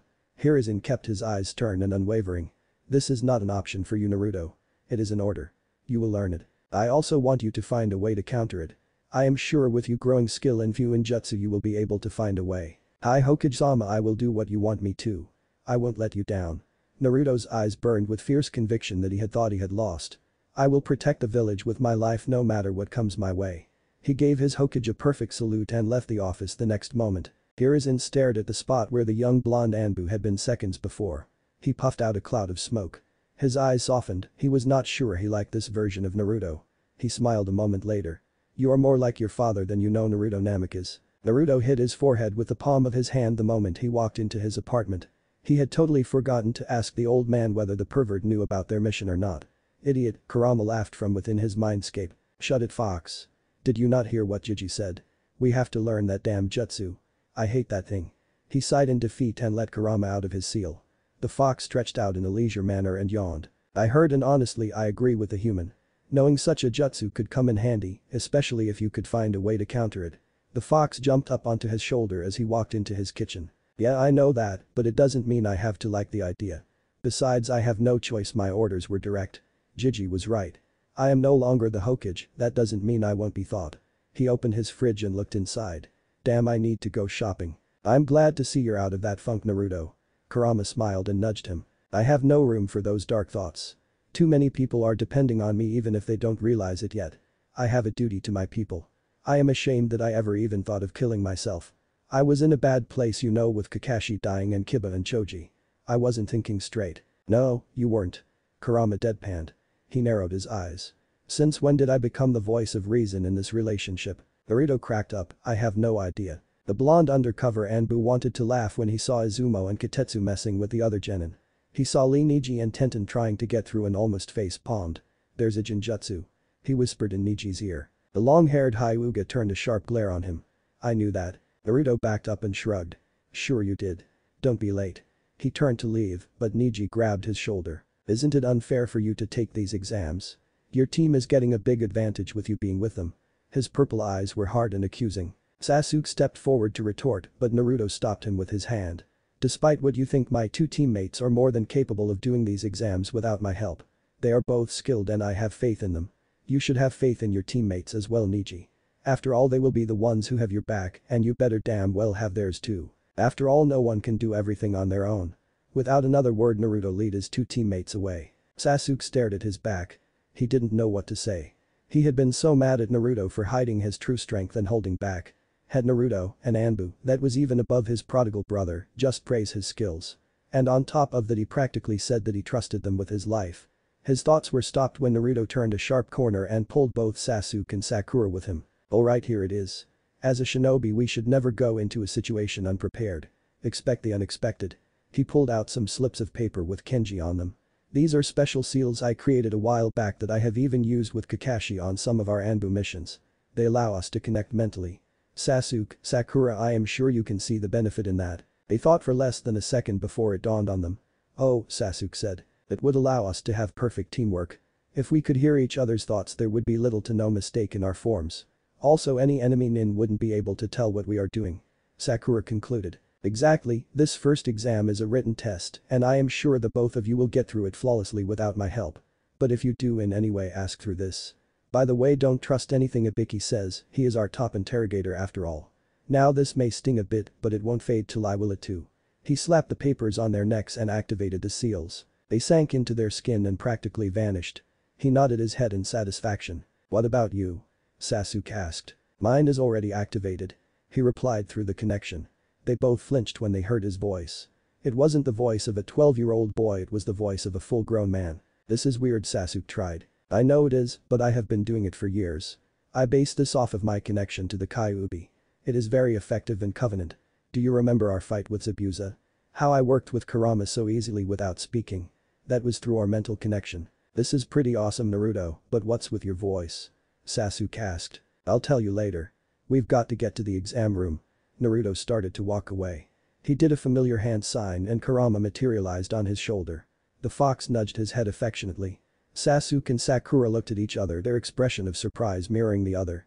They had never expected Naruto to be so close with the Kyuubi. By the way, don't be surprised if you hear Kurama's voice. He is connected to the mental link. Ah, okay. Sasuke said aloud as they reached the correct doors. Kakashi stood in front of the door. He was giving Sasuke an odd look. Talking to yourself? He asked. Naruto tapped his head in response. The Jonin's eyes widened, but he only nodded. Good idea and good luck. I trust in all of you. He smiled and vanished. Naruto chuckled and opened the door. All heads turned towards the door simultaneously. The blonde Jinchuriki narrowed his eyes when he spotted Kabuto and some Odo nin. Hey Kurama, what are Odo nin doing here? They shouldn't even exist. I don't know, kid, do you think the Akatsuki let Orochimaru create them for their own use? It's possible, we will have to talk to Gaara later. Who's Orochimaru? Naruto jumped when he heard Sakura's voice in his head. He had been so distracted that he had forgotten they were connected to his link. He is one of the most notorious missing nin Konoha has ever produced. I have been keeping tabs on him. Odo is believed to be under his control. He decided to be honest, it would be better for them in the long run. Right then the other genin started talking to Kabuto. Naruto suppressed a smile and approached them. The spy glanced up at them, he smiled and presented the cards. Name anyone and I have some info on them. Alright, Sasuke took to the challenge. What do you have on Naruto Uzumaki? Naruto raised an eyebrow but did not comment. The spy pulled out his cards and applied his chakra to one of them. Well, his teammates are Sasuke Uchiha and Sakura Haruno under the tutelage of Jonin Kakashi Haddock. He has done several D-rank missions and a C-rank turn A. All have been completed successfully. Oh, and it says he is one of the last member of the Uzumaki clan. He finished and looked back up at the genin. Naruto knew some were listening in on the conversation. See Sasuke, not many know about who I truly am. He said to his teammate. He could tell Sasuke was a little put out. Naruto stepped forward and gazed at Kabuto. You said you have information on a lot of people, right? Yep, who would you like to know about? Do you have any information on, let's see, Orochimaru, maybe? He smirked when he saw Kabuto tense. But the spy only smiled. I'm sorry, but I don't have any information on missing nin. Sure you don't, Naruto replied sarcastically. He made a hand sign exclusive to Konoha Anbu, one that he knew Kabuto knew. He watched with amusement as Kabuto's eyes widened behind his large glasses. Find me during the second exam. He walked away, leaving the others wondering what the hell just happened. The first exam happened exactly the same way. Naruto was seated next to Hinata, much to his joy. She had been by his side throughout the war and even became one of his advisors when he took the title of Hokage. She was smart and talented, she just needed a boost in her confidence. Naruto played with his pencil and waited for the exam to start. Hinata, the girl jumped when Naruto whispered her name. Do a good job, okay? I know you can, you are an excellent ninja. He managed to say before Ibiki started the exam. Naruto smirked and decided to put some seals on his paper instead of answers. He made some trap seals and sealing seals. By the end of the hour his paper was full of kanji. He sure wanted to see the look on Ibiki's face when he looked at the paper. He listened to Ibiki tell them about the final question and watched as people started leaving. He noticed Ibiki turn his glare on him. You think I'm bluffing, boy? He practically yelled at him. He felt Kurama's shift on his shoulder. Naruto just smiled. He had dealt with the head interrogator a lot during his years as the 6th Hokage and the man's intimidation had worn off on him. He had also dealt a lot with him as Kitsune never said any such thing. Ibiki-san. Ibiki narrowed his eyes and got real close to him. You remind me of the Hokage's personal Anbu, Captain Kitsune. Naruto met his eyes, then looked down at his own paper. Ibiki followed his gaze. His eyes immediately fell to a certain symbol. He nodded once and stood back up. I see. He walked back to the front and called for any last dropouts. Hinata, who had shivered slightly, was staring at Naruto with admiration. She knew his codename was Kitsune, but she had no idea Naruto was the Hokage's personal Anbu captain. Naruto suppressed his laughter when Anko came bursting through the window before her time. She made her introduction and led the genin to the forest of death. Naruto made a quick glance around and spotted the grass nin that had been messed with last time. He couldn't detect any amount of Orochimaru's chakra on them. He dodged the kuni last second. It hadn't even touched him. Less than a second later he felt Anko appear behind him. That was a nice dodge, kid, but you should be paying attention. I was Anko-chan, how else could I have just dodged such a well-placed kuni throw? He felt her tense at being called chan by a brat like him. And she said as much to his amusement. The second exam was easy for him this time around. He had spent months training in the forest of death with Kakashi over the years. He had also have his clones memorize the entire layout of the forest. He led his team through the woods expertly and they got their scrolls faster than the last time. Instead of messing around he brought them to the tower. When they got in and presented the scrolls, Iruka appeared and congratulated them. Now they just needed to deal with 4 more days of boredom. At least for Sasuke and Sakura. Naruto had other business to attend to. Naruto found Gaara in one of the many lounges throughout the tower. The Sans Jinchuriki sat with his brother and sister. They seemed to be talking about something. Naruto walked up to them in a relaxed manner. Yo Gaara, I need to talk to you. Do you have a minute? The other Jinchuriki nodded and followed the blonde out of the room. When they were alone, Naruto activated a privacy seal. I talked to the Hokage. He wants me to meet with your father and judge for myself. It's not that he doesn't trust you personally, but he must make sure our village is safe above all else. I understand, that was my first priority when I was Kazekage. Gaara replied. When do you leave? During the preliminary round. I was ordered to forfeit, after all I am already Anbu. Indeed, I will forfeit as well and accompany you. My father is still a paranoid man and it would help to have me there. Naruto smiled. Alright, I can deal with that. Now I have some more business to attend if you'll excuse me. Of course, good luck my brother. Naruto was once again in the forest of death. This time though he had on his Anbu uniform. He had to make sure Orochimaru was not there this time around. He sped through the trees ignoring the genin below him. It didn't take him long before he met up with Kakashi and the other Anbu selected for this mission by the Hokage himself. Captain Kitsune, you have finally arrived. One of his subordinate greeted him. Is everyone present, dog? He asked Kakashi behind his mask. Yep, came Kakashi's lazy reply. Naruto repressed the urge to shake his head and roll his eyes. Good, then start your patrols, make sure the snake is not here. I will deal with his little spy. Hi Captain. They replied and dispersed. Naruto followed Kabuto's chakra signature until he found him. He swooped down on his team and killed Kabuto's teammates. He knew they were also working for Orochimaru as well. Kabuto stared in shock.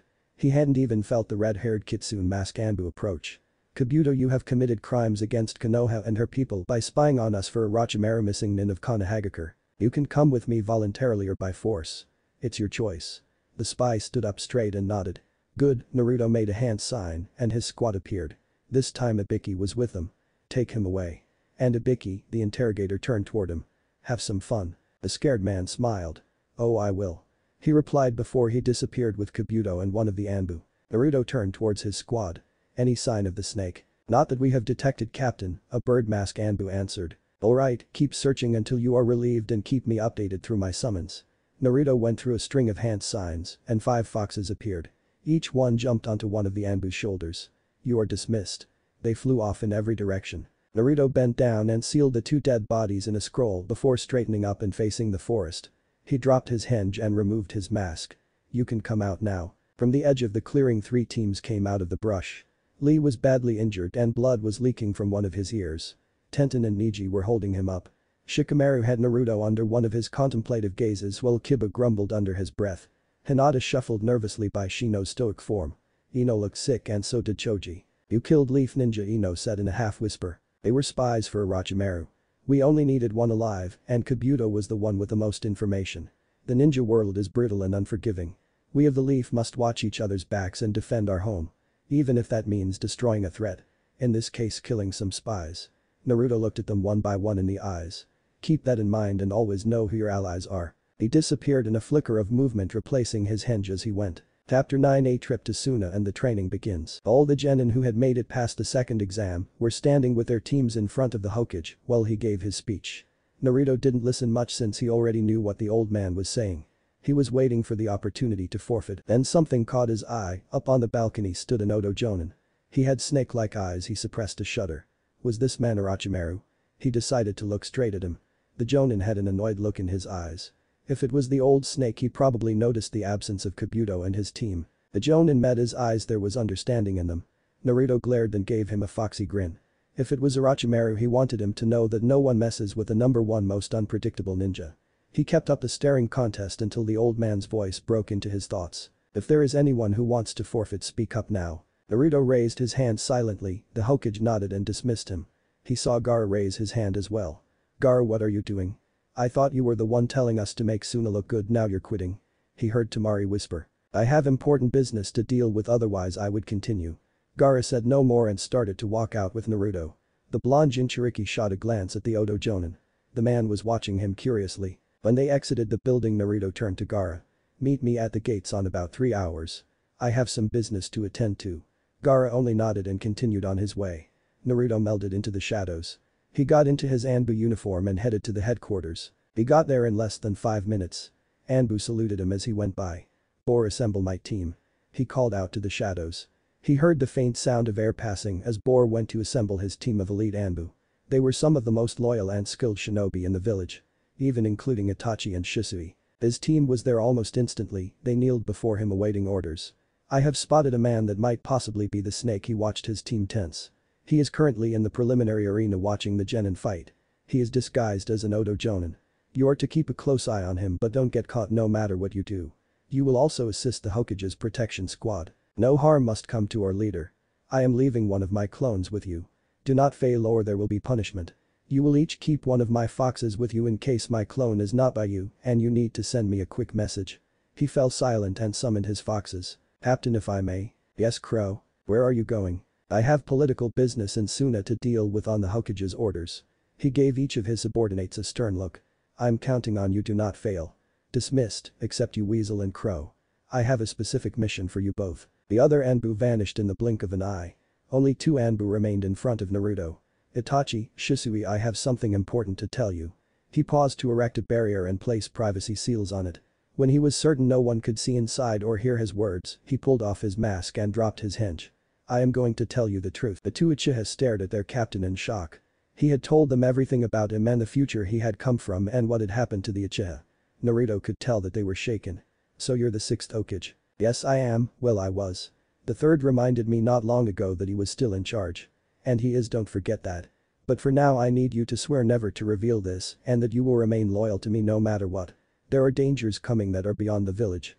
If we want to protect our home to the fullest, then I need to know you are with me 100% of the way. Otherwise I will have to lock away the memories of this meeting." There was a long silence where the 2 Uchiha did nothing but stare at him. Finally the 2 looked at each other. They nodded their heads then turned back to their captain. They bowed to him in homage. Naruto smiled. "Good, I appreciate your acceptance. We would join you no matter what, Captain. You saved our clan and pointed them towards a better future." Itachi said. Naruto smiled, then his face became serious. "There is a lot to do. I need you 2 to be my eyes and ears within the village while I am away with Jiraiya stalling the Akatsuki. I am going to place a permanent seal on the both of you that will allow me to contact either of you at all times. It is a modified version of my mind connection seal. We can only hear each other's thoughts when both parties will it. So you will be able to contact me when you need to. That's useful. Shisui said. Yes it is. Naruto confirmed. Captain, does your business in Suna have something to do with the invasion that happened last time?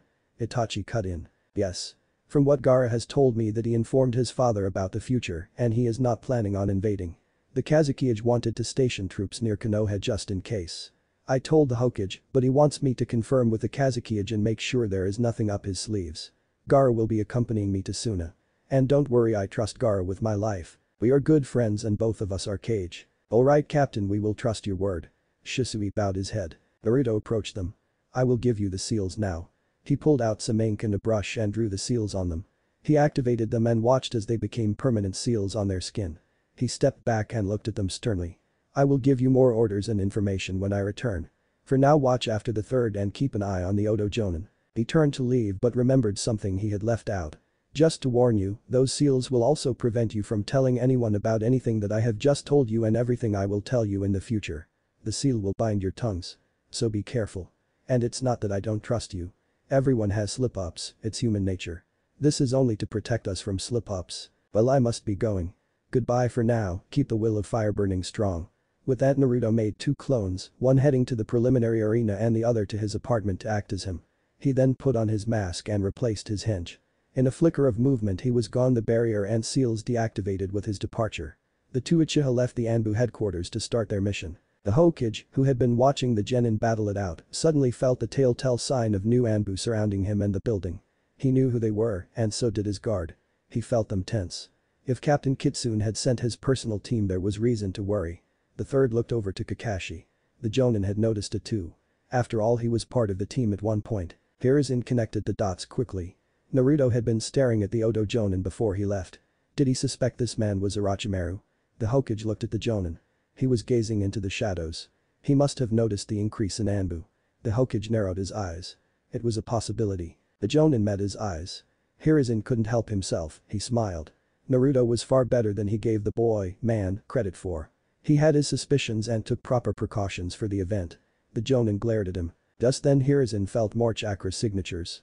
Itachi and Shisui had arrived with one of Naruto's clones. His Anbu guard stiffened even more. Naruto had sent his full squad and had even come himself. At least that was what they thought. They had no idea Naruto was actually gone on another mission. Naruto's clone stepped out of the shadows and stood behind him like a silent statue. His was in his full Anbu gear, his Kitsune mask very prominent and intimidating. His whole being radiated power and loyalty to his Hokage. No one would ever even expect that this was only a clone. Hiruzen knew why the clone would reveal itself. It wanted the Odo Jonin, whether it was actually Orochimaru or not, to know that he was there and would defend his Hokage no matter what. And, it seemed, the Odo Jonin got the picture. Kakashi didn't like what was going on. He had felt Naruto's team enter the premises unannounced and with purpose. He saw some of the other Jonin tense slightly, and others were as oblivious as the genin. He knew Guy, Asuma, and Kurenai had felt the disturbance and the tenseness of the Anbu around them. It wasn't until Naruto's clone stepped out of the darkness that anyone else noticed that something serious had happened. It was only due to the Hokage's calm demeanor that the Konohinin were able to stay calm. Kakashi met eyes with the clone. It nodded in acknowledgement but didn't move from its spot. And it wouldn't leave its post till commanded otherwise by its creator. Kakashi relaxed slightly when he noticed his genin looking at him. He smiled and turned his attention back to the match taking place. Orochimaru was furious. This was not a good week for him. His plans had all been interrupted by Kitsune. The renowned Anbu had messed everything up. He had his squad siege every inch of the forest before and during the second exam. The captain had even killed 2 of his spies and taken his favorite one into custody. Somehow information had been leaked and one of the strongest shinobi in Konoha was looking for him.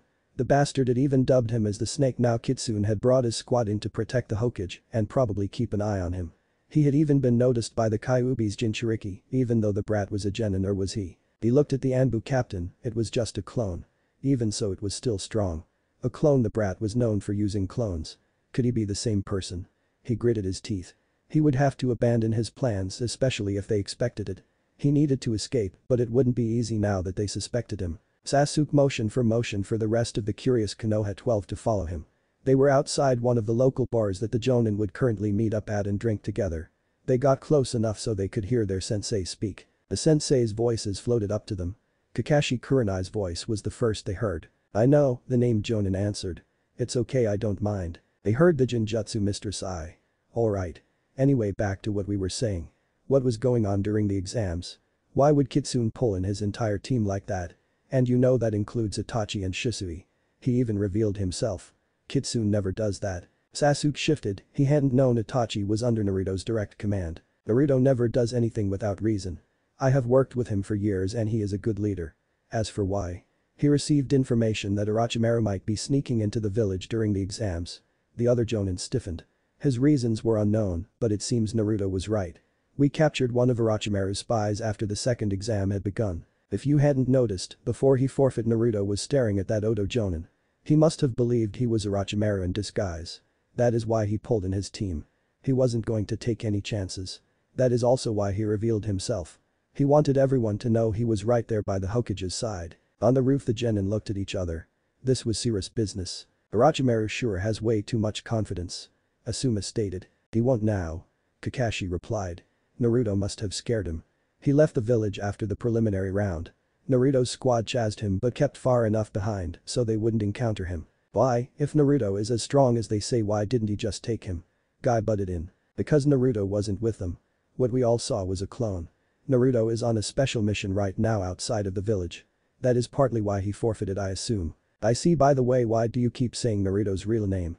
Hasn't he been undercover? Asuma asked. Because it is time for the world to know who Naruto Uzumaki truly is. Far away on the border of Wind Country, Naruto sneezed. He wiggled his nose and settled back against the giant fox. You alright, kid? Kurama asked. Yeah, I am fine. He looked at the fox. Kurama had his red eyes fixed on him. He hummed and looked back to Gaara. Hey Gaara, do you want me to modify your seal so Shukaku can come out? Gaara gazed at him contemplatively. Finally he answered. Yes, that would be nice. Naruto motioned for him to come to him. Show me your seal and I'll get working on it. Gaara removed his shirt and allowed Naruto to tamper with his seal. He trusted Naruto not to do anything to him. It was a while later when Naruto brought down his hands then showed Gaara how to activate the seal. Gaara made the correct hand seal and watched in wonder as Shukaku appeared. The raccoon stretched out and whooped with joy. Thank you humans. It has been way too long since I had any amount of freedom. No problem Shukaku, Gaara and Naruto said in unison. They smiled at each other. Now Gaara, I modified it a bit more than just letting Shu out. You will be able to use his chakra freely, but the seal is stronger now. It will make it harder for the Akatsuki to extract him from you if you ever happen to be caught. That is good to know. I don't plan on being captured though. He smiled. Neither do I, brother. Naruto returned the smile. The Kazekage had received 2 letters from both the Hokage and his son. They had both said practically the same thing. And that was to expect at least Jinchuriki. He had waited for him and allowed him in. Now he stared at the boy. Even though Gaara had told him that Naruto was his same age, he had still expected a much older shinobi. From what his son had told him, Naruto Uzumaki was an extremely powerful ninja that could even rival the first Hokage when he went full out. He had expected a tall, muscular and powerful-looking shinobi in his 30s.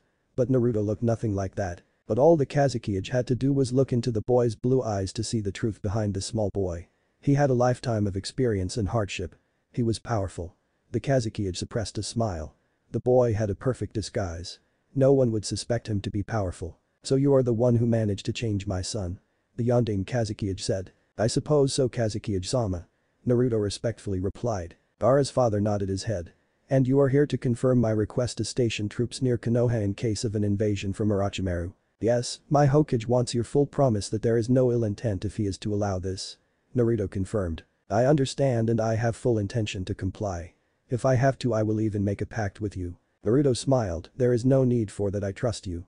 Although just for safety measure I will ask to station my own troops with yours. They are my special ambush squad under my direct control. They won't cause any problems and won't act against you as long as no one acts against them. Are we in agreement? I agree, after all I would ask the same thing if Konoha was stationing troops around my home. I will only send my best, that way there won't be too many and their skill will outweigh the lack of numbers. Very well. Naruto nodded. He suddenly stopped moving for a moment before he pulled out a scroll. My Hokage wanted me to give this to you. He asked that you read over it and thought about what is inside. When you come to Konoha for the final exam you may give him your answer and go over any final details if there is any. The Kazekage nodded his head and took the scroll. Thank you, I will read over it. You may rest in my own home if you would like before you head back to Konoha. Naruto's smile grew, yes I would like that. Thank you Kazekage-sama. Naruto was happy when he saw the gates of Konoha. He was alone once Gaara had decided to stay in Suna and escort his father to Konoha when the time had come. In the end they had decided to meet halfway. Naruto would send his men to complete the escort and watch the other troops. Gaara wanted to make sure that his father would live this time, and that was why he was staying. The Kyuubi Jinchuriki inhaled deeply when he walked through the gates. He noticed Izumo and Katetsu staring at him curiously. They hadn't expected an Anbu to be so out in the open. He inclined his masked face towards them, then headed to the Hokage's office. He decided to enter through the window like his perverted master did very often. He moved to stand next to his Hokage. "I have returned, Jiji. I see the kitsune." "Report." The Hokage replied past his pip. He had known Naruto was in his Anbu form because of the deep baritone in his voice. He assumed that that was how he had sounded before his return to the past. "I spoke with the Kazekage. From what I could tell, he has no ill intent. Even so, I asked if I could send my squad to watch them, and he agreed. I also gave him your scroll and he will look over it." Naruto's report was professional. The Hokage puffed his pipe. "That is good to hear. What about the Sans Jinchuriki?" "He stayed in Suna to make sure his father gets here safely." "Very well. Your clone informed me of everything that transpired during the Chunin exams, first and second exams." That was fast-thinking Kitsune. His face darkened and he closed his fingers together. "The clone also told me that you revealed the truth to Weasel and Crow. Why is that?" "I need their help and telling them the truth was the best way. Besides, I think they deserve to know, especially if they are going to do what I ask them to do. They are loyal down to their very souls. I trust them. And besides, I made precautions and put special seals on them akin to Danzo's seals." The Hokage sighed.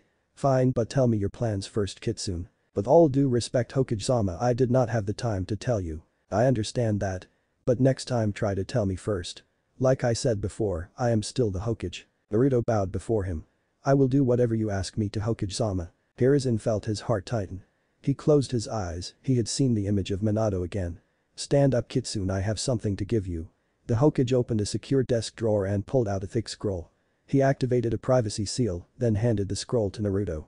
"That there is the scroll to learn the Edo Tensei. I copied it down out of the scroll of sealing. Keep that extremely safe, Naruto. You cannot let that fall into the wrong hands." "I understand, Hokage-sama," Naruto said as he sealed the scroll into one of his tattoos.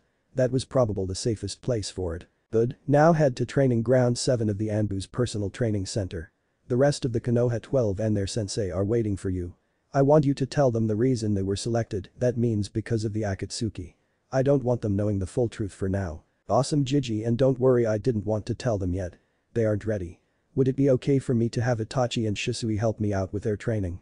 Naruto asked. "Yes, you can." Hiruzen puffed out a ring of smoke. "Don't forget that you have your own training to do as well." "Would never dream of it, Jiji." Naruto cheered as he disappeared. Naruto reappeared at the Uchiha compound where he knew the two Uchiha were training. He found them and stepped out of the shadows. He saw the Uchiha head watching them train. The moment they felt his presence, the two Anbu bowed to him. "Captain," they greeted. "Come with me, Weasel and Crow, you have a new assignment for now." He answered their unasked question. He turned towards the Uchiha head and bowed his head. "Forgive me, but I will be borrowing them for a while." He vanished, then the two Anbu hot on his heels. The Konoha 12 and their sensei were practicing simple routines in the training grounds. The genin were all wondering when Naruto would return. It was still odd to think of him as such a powerful ninja. Some of them had seen Naruto's true skill, even if it was only a glimpse. The genin were so trapped in their thoughts they didn't even notice the three Anbu land in front of them. Kibble let out a howl of surprise and stumbled back. The others followed and gave the shinobi some space. Sasuke's eyes widened when he saw the two behind the fox masked ninja. Naruto stood before them looking like someone else entirely. He motioned to the two behind him to remove their masks. They complied and he followed suit, but he also dropped his henge. He looked over all the ninja present. He took a deep breath and began. "All of you have been selected by the Hokage personally to be trained as a special and new branch in Konoha's military force. This force will be under my command and it is my responsibility to train you. Rank does not matter much in this force since you will be working behind the scenes. So forget the Chunin exams for now, with this training all of you will become Jonin level shinobi within 3 years if not less. Now for the reason you have been selected. You all hold great potential and your skill sets are a great asset to this force. Your primary focus in this force is to counter the Akatsuki. They are an extremely dangerous group of S-rank criminals with the intent on takeover. And it doesn't just involve our village. The Akatsuki plan to take all of the great nations. Their means to do this is by taking the Jinchuriki of every village and extracting the Biju from them. When they have all 9, it will be possible for them to revive the Jubi. If you are wondering what the Jubi is, just think back to where the art of the ninja began. The Jubi is the same beast the Sage of Six Paths defeated. It has the power of gods, and with it under their control, the Akatsuki can rule this world easily. Our job is to prevent them from gaining control of any of the Biju. You will be trained for this mission and become the best of the best. We are not just protecting our home. We are protecting the whole world." Naruto looked at each one of them critically. "Of course you have a choice, you can walk away from this if you want. Decide now, because once you agree there may not be a way out." Naruto waited silently, his eyes ranking over each one of them.